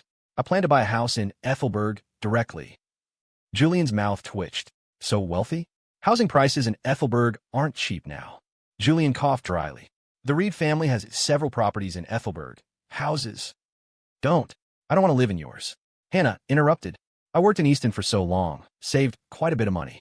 Then before you buy a house, stay at the Reed estate? Hannah turned to look at him, silent. Stared at by her, Julian felt a bit uncomfortable. He quickly said, The Reed estate is very big, plenty of empty rooms. When Leo was dating my sister, he also often stayed there. He even frequently threw a bunch of messy animals in my house, raccoons and such. If Leo were here, he would definitely shout injustice. Slander. This is naked slander. Back when I was dating Ava, you guarded against me like a thief. When did you ever let me stay at the Reed estate? Shameless. The corner of Hannah's mouth rose slightly. I didn't say no. What are you nervous about? Julian's mouth twitched. With that look just now, who wouldn't be nervous staring at you? So, Julian turned the car around, driving Hannah towards the Reed family home. Meanwhile, at the driver's license exam center, Leo took the skills test, subject to, for the 4th time, and failed again. Riker sat on the chair like an old sage, looking as if he expected it. It's okay, little Evans. You can take the skills test 5 times in total. Riker looked at the dejected Leo and comforted, don't be so depressed. Next exam you can fail 1 more time, and after that, you can come back for another 5 times. There's a saying, failure is the mother of success. You failed so many times, how awesome must your son be? Unlike those who pass in one go, although they got the license, they didn't learn anything. But you, battle-hardened, accumulating strength. I believe the day you get your license, all efforts will be rewarded. Aside, Ava's ears were getting calloused. Riker had said this paragraph unknown times. She heard it so many times she could almost recite it. And Coach Riker could say it with high morale every time, as if saying it for the first time. Leo walked up to Riker, face full of doubt and confusion. Wrong, very wrong. He, the dignified national top scholar, couldn't possibly fail to get a driver's license.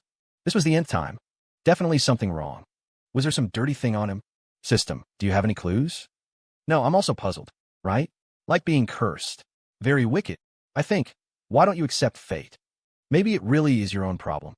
If it's in your fate, you'll have it. If not, don't force it. System, can't you really help me get a driving skill? This really doesn't exist, because that thing doesn't even qualify to be called a skill. The system was also helpless. Something not even found in the trash. No, the skill recycle bin. Could it be anything good? Ava walked to Leo's side and comforted. It's okay. Isn't there still me? Where do you want to go in the future? I'll drive you. This sentence looked like comfort. Actually, it was a fatality. Riker hugged his thermos, took a sip, then spat a few tea leaves back in. Standing up as if going through the motions. Let's go. Come again, next time. He was even thinking about whether to give Leo a lifetime membership. He felt this kid might have to learn from him for a lifetime. One sunny day in September, Ethelberg City, on a certain street, inside a high-end clothing store. Swish! The fitting room curtain was pulled open, and several men in formal suits walked out slowly. Ethan Sia, Marco, and Dylan Miller stood in front of Leo, striking a handsome pose. How about it, old Leo? The 3 of us being your groomsmen, that's your honor. Mr. Evans, I discovered today that I can be this handsome. Ethan placed his hand on his collar, turning his head to the right, not looking at Leo at all. Marco and Dylan also struck exaggerated poses. None of the 3 looked Leo in the eye.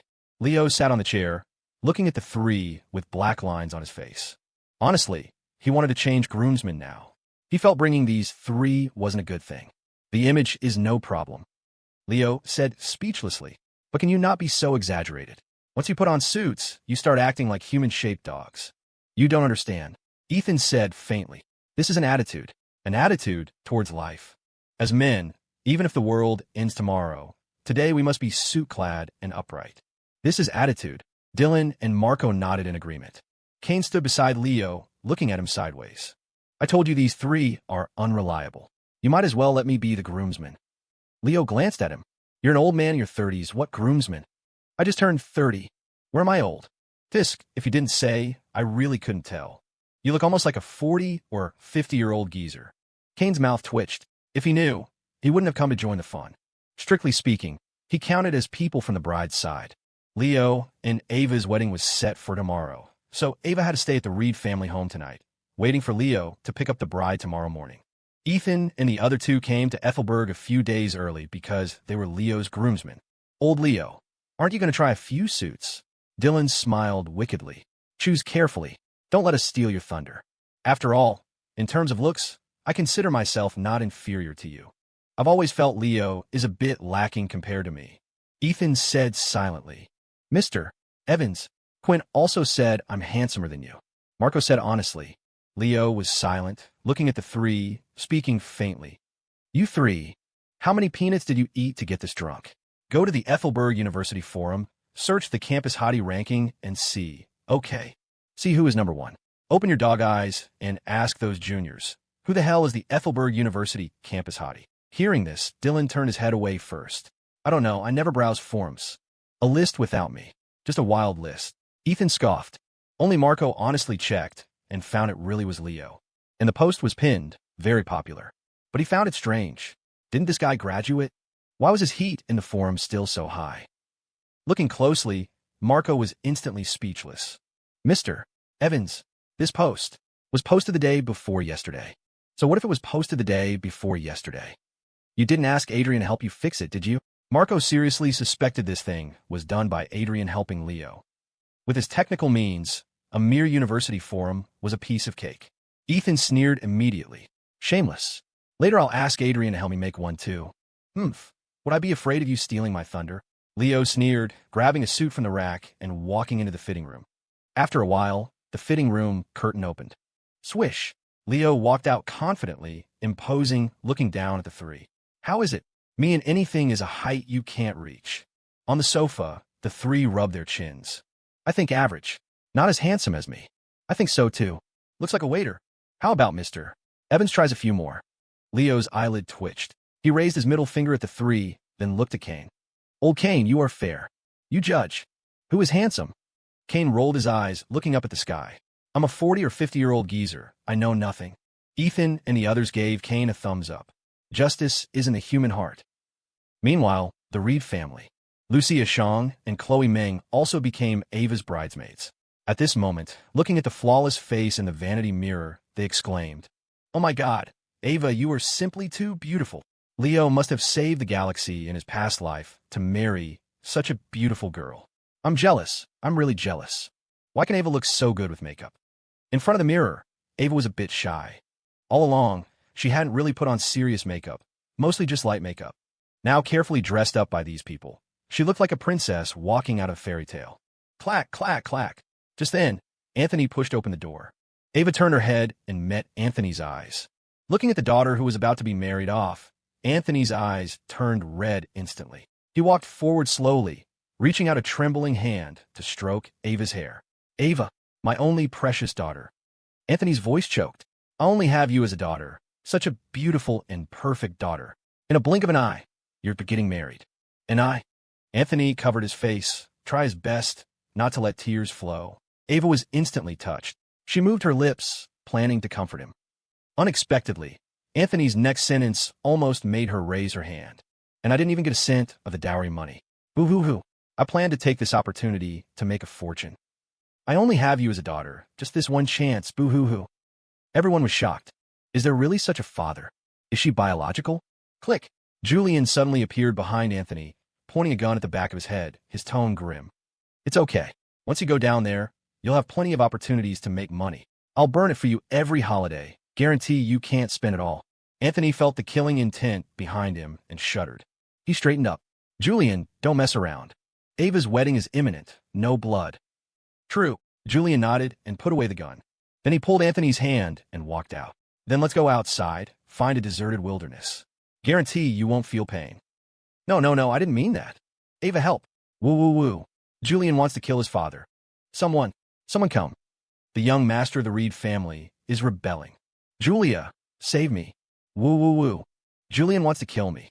No matter how Anthony shouted, not a single person in the Reed family responded, because they were used to it.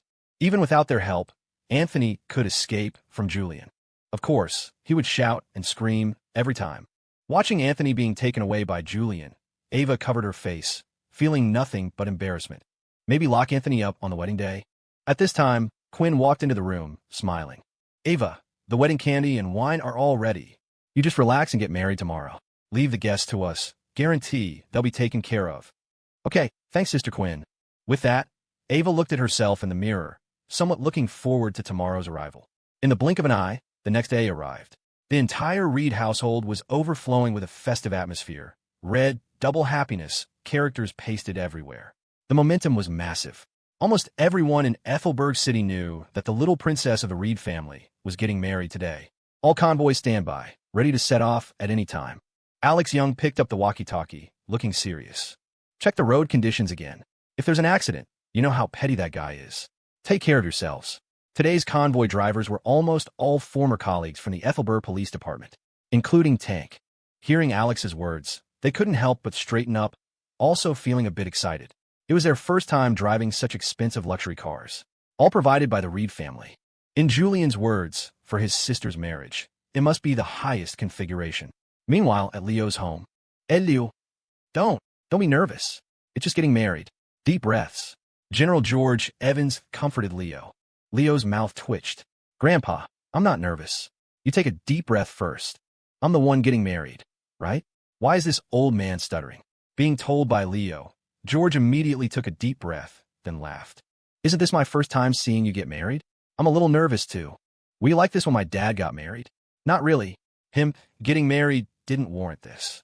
David and Carol sat on the sofa, faces full of black lines hearing this. Just then, Alex Young ran upstairs and looked at Leo. Time is about right. Prepare to set off. Is everything ready? Leo turned his head and shouted, Old Ethan, where's the stuff? Got it all. Ethan held a big bag of red envelopes. Don't worry, plenty enough. Rare for you to be so willing to spend money. For this wedding, Leo had really emptied his wallet. Even Ethan was surprised because this guy was actually willing to take out his private stash. Admirable. As for the settlement and dowry, the parents negotiated, namely Julia Reed and Carol Evans. The result was very friendly. No settlement, no dowry. Both sides spent money to hold a grand event for the kids. As for who spent the money, naturally David Evans and Anthony Reed. These two not only gained nothing, but lost their savings. David's private stash was raided by Leo and Carol in one pot, and Anthony reluctantly handed over his bank card under Julian's gunpoint. From that day on, smiles never appeared on these two men's faces. Smile for me. Carol glared at David. It's a big, joyous day. Who are you showing a long face to? David cursed inwardly. Who else can I show it to? Don't you know? That tortoise son. David forced a smile, glaring fiercely at Leo. Kid, you're good. Raided the private money I hid for half a lifetime. You're good. Leo looked up at the ceiling, dodging David's gaze. Really can't blame me. Since ancient times, which family's parents aren't heavily damaged when the son takes a wife. Getting a wife, it's always like this. Meanwhile, the invited guests had arrived at the wedding venue. The wedding was chosen on a grassland on the outskirts of Ethelberg. While enjoying fresh air, they could also enjoy Arthur Wallace's barbecue. Yes, Arthur really came to roast meat, even bringing all the employees from his shop. Otherwise, he couldn't handle it alone. Of course, nearby was a hotel, also a Reed family property. Otherwise, with so many people, losing face by having no place to stay would be bad.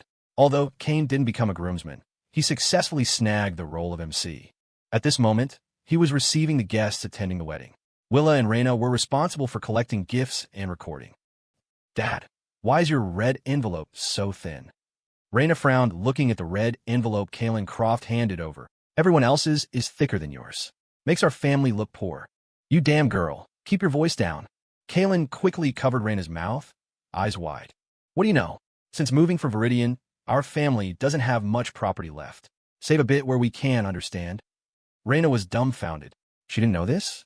She always thought their family was as rich as in Viridian. But what surprised her was that there was a master behind them. This gentleman, I have no money, so I'll owe it first. Shane Quill revealed his white teeth, smiling shamelessly. I didn't come in vain. I specifically wrote calligraphy for the newlyweds, wishing them a happy life together. As he handed over the IOU, a scroll unfolded in his hand. Everyone immediately crowded around to watch. Soft wind rises by the river. Leo's words narrate peace and love. Note, a poetic play on their names. Sue/river and in /peace, Ava. Silas stared dumbfounded at the words on the scroll. Big scammer. Don't tell me you wrote this. Shane snorted. Don't look down on people. Although I didn't write this, the one I wrote isn't worse.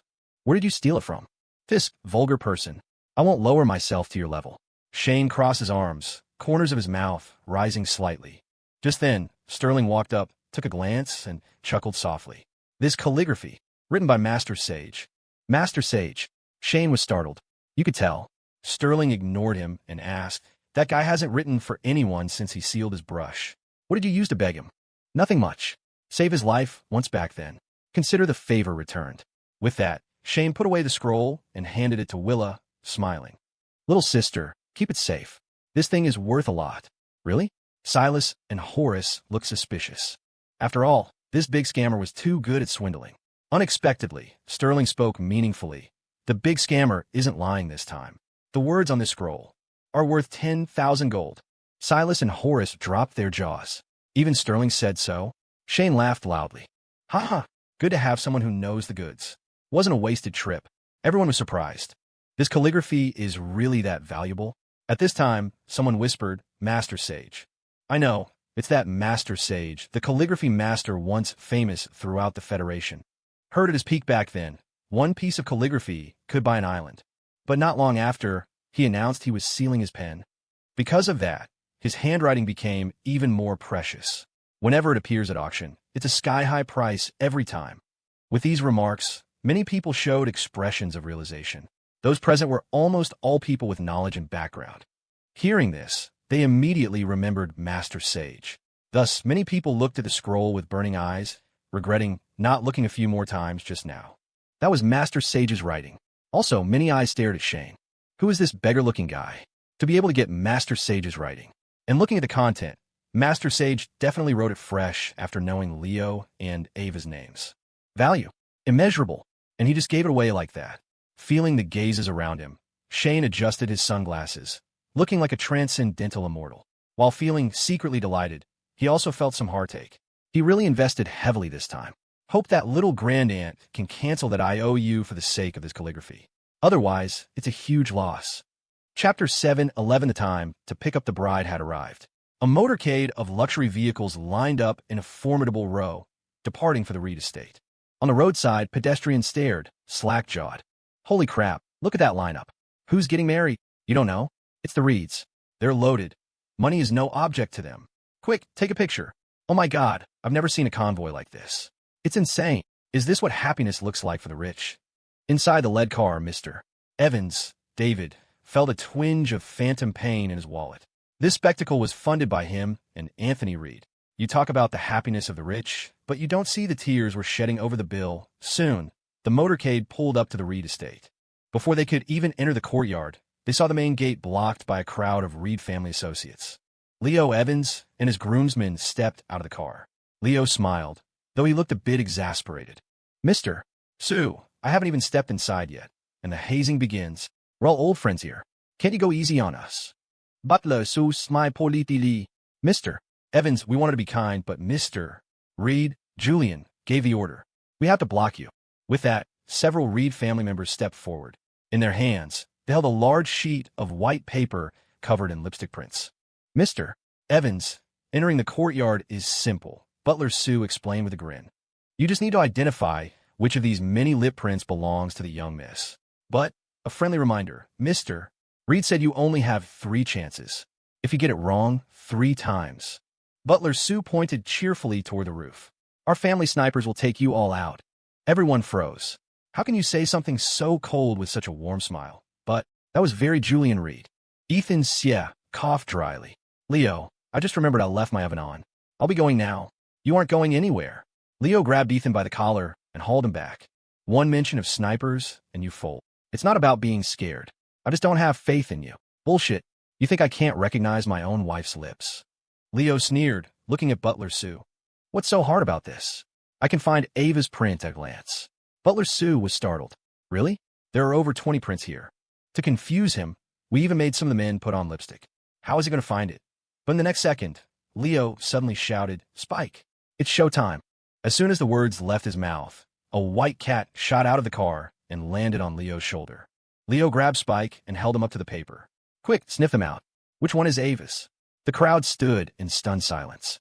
You can do that? You just said you could tell a glance. What's with the cat? However, Spike didn't need to sniff them one by one. He took a brief whiff of the air, turned his feline head, and locked his gaze on a specific print near the edge. Meow. That one. Meow. Trust me, it's a lock. Spike tapped the print with his paw. Leo glanced at it, confidently tossed the cat backward toward the groomsmen, and pointed at the print Spike had chosen. That one. That is absolutely Ava's. I knew it the moment I saw it. Have some shame. Everyone thought. Without that cat, you're nothing. Seeing this, Butler Sue laughed helplessly. Mr. Evans got it right. Brothers, let them through. The crowd instantly parted, opening the main gates of the Reed estate. As Leo led his crew inside, Ethan Sia pulled out thick stacks of red envelopes and began making it rain. Soak up the luck, boys. Don't rush. There's enough for everyone. Ethan was having the time of his life, tossing the cash. After all, it wasn't his money. Easy on the cash. Leo grabbed his arm. There are still people inside. Knowing Julian's personality, this gate-blocking ritual wasn't going to be simple. The snipers hadn't stood down, had they? Sure enough, as soon as they entered the main courtyard, another group barred their path. It was Ava's personal bodyguards, Rook and Knight. Mr. Evans, our level is simple. The two men grinned. You just need to name 5 things the young miss loves most to pass. The young miss wrote down many answers. We selected 5 at random. If you name all 5 correctly, you pass. But if you get one wrong, well, you have to eat a lemon. Beside them, a massive crate of lemons was hauled into view. Just the smell was enough to make everyone's salivary glands work overtime. I'm telling you, Leo, I'm calling it now. I can't do sour. Dylan Miller's mouth twitched. Don't get it wrong, just to prank us. Leo broke into a sweat. He couldn't handle sour either. Just then, Anthony Reed walked out of the house and sidled up to Leo. Leo turned to look at him, his eyes full of confusion. Anthony kept a poker face. Julian said, I have to play with you. If you guys get it wrong, you eat lemons. If I get it wrong. He looked up at the snipers on the roof, swallowed hard, and didn't finish the sentence. Leo instantly understood and looked at Anthony with deep sympathy. Then, the group silently took a step away from him. Why are you guys moving away? Anthony asked nervously. Nothing. Leo flashed a bright grin. We're just afraid of getting splattered with blood. It's bad luck on a wedding day. Everyone nodded in agreement. Mr. Evans, boss, who's going first? Knight asked. Anthony huffed. You remember I'm the boss? Didn't you see the sniper rifle aimed at my head? Leo, give me an answer. Hurry up. I just need one right answer. I'm your father-in-law. My life is in your hands. Leo gave him a side eye. You're my father-in-law, but you're also Ava's biological dad. You're asking me. I don't know what she wrote on that list. I don't have X-ray vision. Why don't you guess one? Anthony's face darkened. Guess? With my life on the line? Cough. Leo, you go first. Let me see how well you know my daughter. Anthony decided to wait and see. Leo shrugged. It didn't matter to him. If he got it wrong, it was just a lemon, and he wouldn't be the one eating it. Why else did he bring so many groomsmen?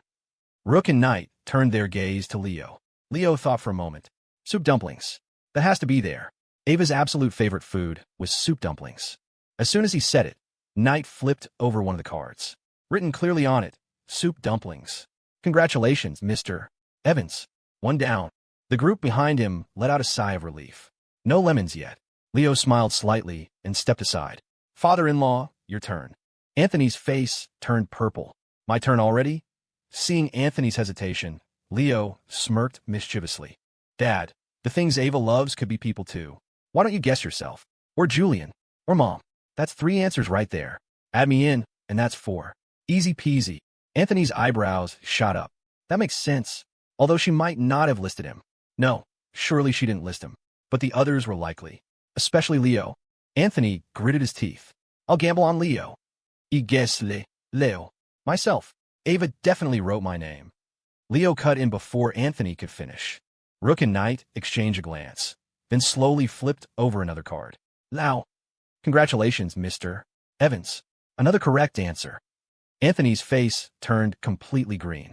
Wasn't it my turn? What the hell? Leo looked apologetic. Sorry, Dad. You didn't speak up for so long. I thought you were letting me go again. But it's fine. There's still Julian and Mom. Try one of those. Anthony glared at Leo. Try my ass. This kid is full of bad intentions. Since you got it right, keep going.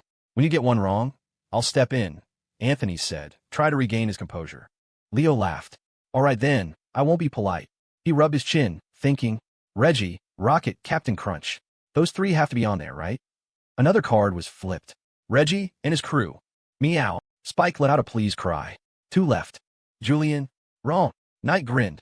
The young miss did right, Mr. Reed's name, but he didn't make the final 5. He picked up a lemon and handed it to Leo. Leo didn't hesitate. He took the lemon and turned around. Ethan, I know you love lemons. You're up. Ethan accepted the lemon with a dark expression and bit into it without a word. Watching him eat it made everyone else wince. Ethan's face contorted so hard it looked like it was imploding. Why is this lemon so sour? Forgot to mention, Knight grinned mischievously. These lemons were specially imported. They're known as the sourest lemons in the Federation. Everyone's expression changed. That's brutal. Ethan had retreated to the side, his face scrunching into a singularity. He couldn't eat another bite. Dad, your turn. Huh? Leo turned around only to find Anthony gone. He ran. Yes, Anthony Reed had fled, blending into the crowd and deserting his post. Leo was speechless. You can run today, but you can't run forever. Whatever. He had to finish the game. Julia Reed. Wrong. The bear by her bed. Wrong. The electric mouse plushie I gave her. Correct. Leo was actually surprised. That yellow rat made the list. Knight laughed. The young miss said it was the first prize you ever won for her at the carnival, so it made the cut. Cheers erupted from the groomsmen. Leo felt a bit bashful, but there was still one answer left. He thought for a moment. If that was the direction. The Ethelberg River Walk. Leo asked tentatively. When they were dating, every time he walked her home, they would pass the river walk, holding hands. Rook paused and smiled. That is indeed an answer, but it didn't make the top 5. Another person had to eat a lemon. Elio, stadion. Ethan's face was still a wrinkled mess. Those lemons are lethal. One is enough to wreck a man. All right, look at you, acting so weak, Leo scoffed. You could take a bullet without blinking, but a lemon defeats you. You're tough? You eat one then. Don't be silly. I'm the groom. I can't eat lemons. Ethan was speechless. Who made that rule? Leo tried several more answers, all wrong. He was starting to doubt himself. He had named almost everything possible. Why isn't it right? Seeing this, Rook and Knight decided to show some mercy. Mr. Evans, do you remember after we kidnapped you back then? What did you ask us to drop you off? Hearing this, Leo raised an eyebrow, sounding uncertain. Don't tell me it's Inferno Burrito. Bingo. Rook and Knight flipped the final card simultaneously. Inferno Burrito. The young miss said she listed so many things she loves. For the last one, she wanted to list something you love. The crowd swooned. Leo's mouth twitched, and he covered his face. You guys don't know shit. You think this is love? He would bet his life this was Ava's prank. She just wanted to see them eat lemons. She was the little demon of the Reed family. After all right, Mr. Evans, you can go in. There's one final hurdle, and then you can see the young miss. But the final level is guarded by Mr. Reed himself. Leo smirked. Julian? Piece of cake. Inside the house, Julian sat on a chair in the middle of the hallway, radiating an aura that said none shall pass. However, before Julian could speak, Leo walked up and whispered in his ear. Brother-in-law, let's call a truce. I see things are going well with Dr. Hannah. You wouldn't want me blocking the door on the day you marry Hannah, would you? Those guys from Eastside Ridge aren't exactly saints. If you want to marry Hannah through them, honestly, it's going to be tough. You know me. I can be pretty petty, and I have a lot of tricks. I can't guarantee what I might do when the time comes. If you let me pass today, I will return the favor generously.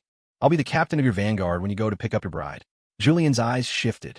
He looked at Leo and laughed, shaking his head. You planned this all along, didn't you? How can you say that? I'm genuinely looking out for you, Leo said with a grin. Knowing you're the biggest obstacle on my wedding day. Did you think I wouldn't have a contingency plan? You want to stop me? Fine. On your wedding day, I'll join Master Silas's crew and block you until you cry. Whatever Julian had prepared crumbled instantly. Sure enough, Julian sighed and shook his head with a smile. Go on then. You win. Hee. Thanks, brother-in-law.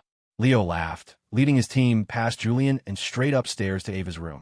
Bang, bang, bang. Open up. I'm here to pick up my wife. Leo pounded on the door. From inside, Lucia Shang's voice rang out. If we open it just because you asked, where's the dignity for our Ava? Before Leo could reply, Ethan Xie charged forward, stuffing red envelopes under the door like a madman. Open the door. Take the money. Lucia, grab the envelopes. They're fat ones. Ethan had a cunning look in his eyes. This is all Leo's money. If Lucia takes it, it becomes our money. Leo realized this instantly and kicked Ethan. Ethan, are you tired of living? Did Mr. Xie cut off your allowance or something? Leo pointed at Ethan's nose. The entire CF fortune is going to be yours, and you're trying to embezzle my pocket change? Ethan scrambled up from the floor, arguing. That's only mine after my dad kicks the bucket. And I have zero allowance right now. Times are tough. Not my problem. Give the envelopes to Marco to handle.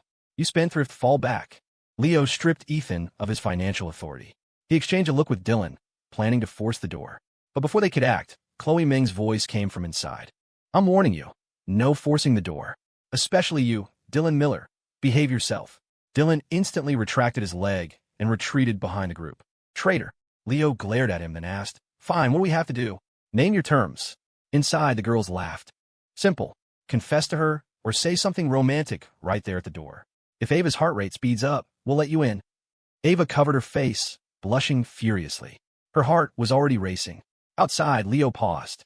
Just make her heart race? That's easy. Ava Reed, I like you. Will you be my girlfriend? From the first moment I saw you, I thought your legs. Before Leo could finish, Ava's shout came from inside, cutting him off. Leo, do you want to die? She recognized it. That was exactly what Leo had said the first time he confessed to her in the classroom. That was the reason she had kidnapped him later. Ava's face was completely red, her heart pounding at maximum velocity. How can he say that stuff in front of everyone? His skin is too thick. Outside, Leo chuckled. Don't go back on your word now. Her heart rate definitely went up.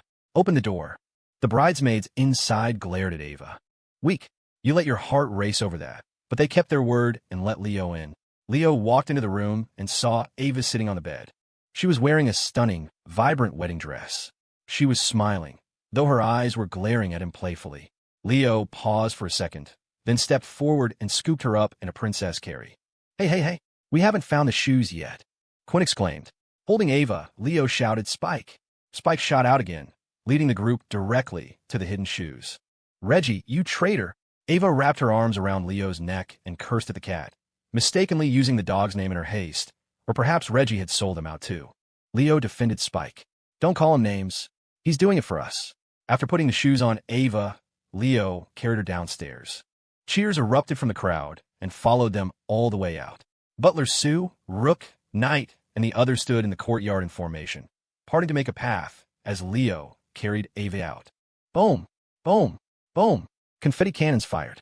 As the colorful paper rained down, the Reed family shouted in unison. Congratulations to Mr. Evans and the young miss. May you have a happy marriage and 100 years of harmony. Congratulations to Mr. Evans and the young miss. May you have a happy marriage and 100 years of harmony. Leo walked through the blessings, holding his bride. Ava shyly buried her face in his neck, looking at the lemons nearby, and whispered, How many lemons did you guys eat? A lot, but I didn't eat any. Really? That's a shame. That inferno burrito answer. You did that on purpose to mess with me, didn't you? Hee, you figure it out? I'm fine, but you destroyed Ethan and the guys. It's okay. Lucia said watching them eat lemons is fun. You guys really are best friends. You guys are good brothers too. Whispering sweet nothings, Leo and Ava got into the wedding car, surrounded by the crowd, and headed straight for the ceremony venue. At the wedding venue, Kane was a nervous wreck, constantly reviewing the flow of the ceremony, terrified he'd mess up. Soon, the convoy arrived and stopped at the hotel entrance. Kane rushed forward, opened the door, and looked at Leo and Ava. You're finally here. Go to the waiting room first, then get ready to enter. The couple was a bit confused. Can't we just go in? But it was their first time getting married, so they just followed Kane's instructions. Inside the waiting room, there was a knock on the door. Kane walked in and handed them pen and paper. Write something to each other. You'll read it out loud during the ceremony. No peeking beforehand. I'm an impartial officiant. Give them to me when you're done, and I'll hand them back on stage. Leo and Ava looked at each other. Right what? I never heard of this part. Ava uncapped her pen and turned her back to Leo, starting to write. Leo tried to peek, but Kane caught him. No peeking. Fine, I won't look. Leo uncapped his pen, thought for a moment, and confirmed with Kane, whatever I write, Ava has to read out loud to the crowd, right? Yes, and you have to read what Ava wrote. That's going to be so awkward. Don't worry about it. Just write. Where did you learn this? I saw it online. It's part of the officiant's job. Are you sure about that website? In a few sentences' time, Ava finished writing and handed it to Kane. A moment later, Leo finished his note and handed it over. Kane sealed both letters and envelopes right in front of them. All right, I'll give these back to you on stage. Get ready, you're on soon. Kane left the room and closed the door. What did you write? Leo asked. Not telling. Ava made a silly face at him. Even making a face, she looked beautiful. Soon it was time. The bridesmaids and groomsmen were all in place, waiting to go up with the couple. As the music started, Kane stood on stage, microphone in hand. Today, under this beautiful sky, we are here to witness a couple. Below the stage, the deserter Anthony Reed had somehow arrived and was standing next to Julian. Since when did Kane learn that broadcaster voice? Anthony shrugged. It's giving me goosebumps. Julian glanced at him. Is everything taken care of? Of course. Just a bunch of useless hacks. With me on the job, it's handled, Anthony said, raising his glass. With the Reed princess getting married, some blind idiots, remnants of the Vulture organization, had tried to cause trouble. Anthony had dealt with them all. Next, please welcome the bride and groom. As Kane's voice fell, the classic wedding march began to play. Ava took Leo's arm and stepped onto the cream-colored carpet. Under the blessing gazes of the crowd, they walked step by step toward the stage. On the grass nearby, a cat, a squirrel, and a raccoon were dancing excitedly. Soon, Kane brought out a box containing rings Master Silas had crafted for Mithril. Please, groom, place the ring on the bride's finger. Ava smiled and extended her hand. Leo took it immediately, sliding the ring onto her ring finger. Please, bride, place the ring on the groom's finger. Ava repeated the action. From this moment on, their ring fingers bore each other's names. After more official remarks, Kane pulled out the 2 letters from his pocket. Next, we asked the couple to read aloud the words they have written for each other. Woo! The crowd cheered and whistled. Leo and Ava took the letters. But when they opened them and saw the contents, both froze. What's wrong? Read it. Kane whispered urgently, seeing them hesitate. Leo smiled helplessly and showed the letter Ava had written. It was blank. Ava showed Leo's letter. Also blank. While they had seemed to be writing furiously in the room, in reality, neither had written a single word. Kane was dumbfounded. What's going on? Leo and Ava looked at each other and smiled. You wouldn't get it, Kane, Leo laughed. Forget the handbook. Listen to me. Announce the kiss. Kane felt helpless. There were still so many steps left, but it was not his wedding, so he did as Leo said. The groom may now kiss the bride. Before the words fully landed, Leo pulled Ava into his arms and, under everyone's gaze, kissed her deeply. Ava blushed but wrapped her arms around his neck, responding to him. Rose petals rained down from the sky, blessing them. The crowd stood and applauded. Marco was crying his eyes out. Boo-hoo, Mr. Evans and the young miss finally made it. Throw the flowers. Throw more flowers. A lifetime of happiness for Mr. Evans and the young miss. Happy wedding. After a long while, their lips parted. Ava's cheeks were flushed as she glared at Leo. You're done kissing, let go. Leo grinned. Not a chance. Just then, Kane coughed and spoke into the mic. All right, let's go to the final step. Everyone come up for a group photo. Everyone walked onto the stage with smiles on their faces, standing behind the couple. Wait, this many people? Is the stage going to collapse? Corbin, move over, squeeze in. Old guys to the back. Nobody wants to see you. Whoa, where did this raccoon come from? I have a squirrel on my head. You don't hear me complaining. Director Shang, you're taking up too much space. Move it, mister. Yeah, get in the back. Why are you in the front row? That's for the wedding party. Quiet. Listen to me. Let me stand in the middle. Screw you, who do you think you are? Squat on the side and just show your face. The crowd argued noisily for ages before finally managing to get everyone's face visible. The photographer looked at them, directing the chaotic formation. A bunch of powerful old men were currently taking orders like elementary schoolers. Okay, hold it right there, perfect. Bride and groom, get a little closer. Ready to shoot. Everyone smiled. As the photographer spoke, he prepared to snap the picture. Leo held Ava's waist and whispered in her ear, Happy wedding day, wifey. Ava blushed instantly and whispered back, You too. Hubby. All right, everyone ready? Taking the picture. 3, 2. Before the countdown finished, Leo suddenly leaned to the side, leaving a subtle empty space next to him. At the same time, he shouted internally, System. HM. What? Say cheese. CH cheese. Click. The shutter pressed. The photo froze in time. Story end.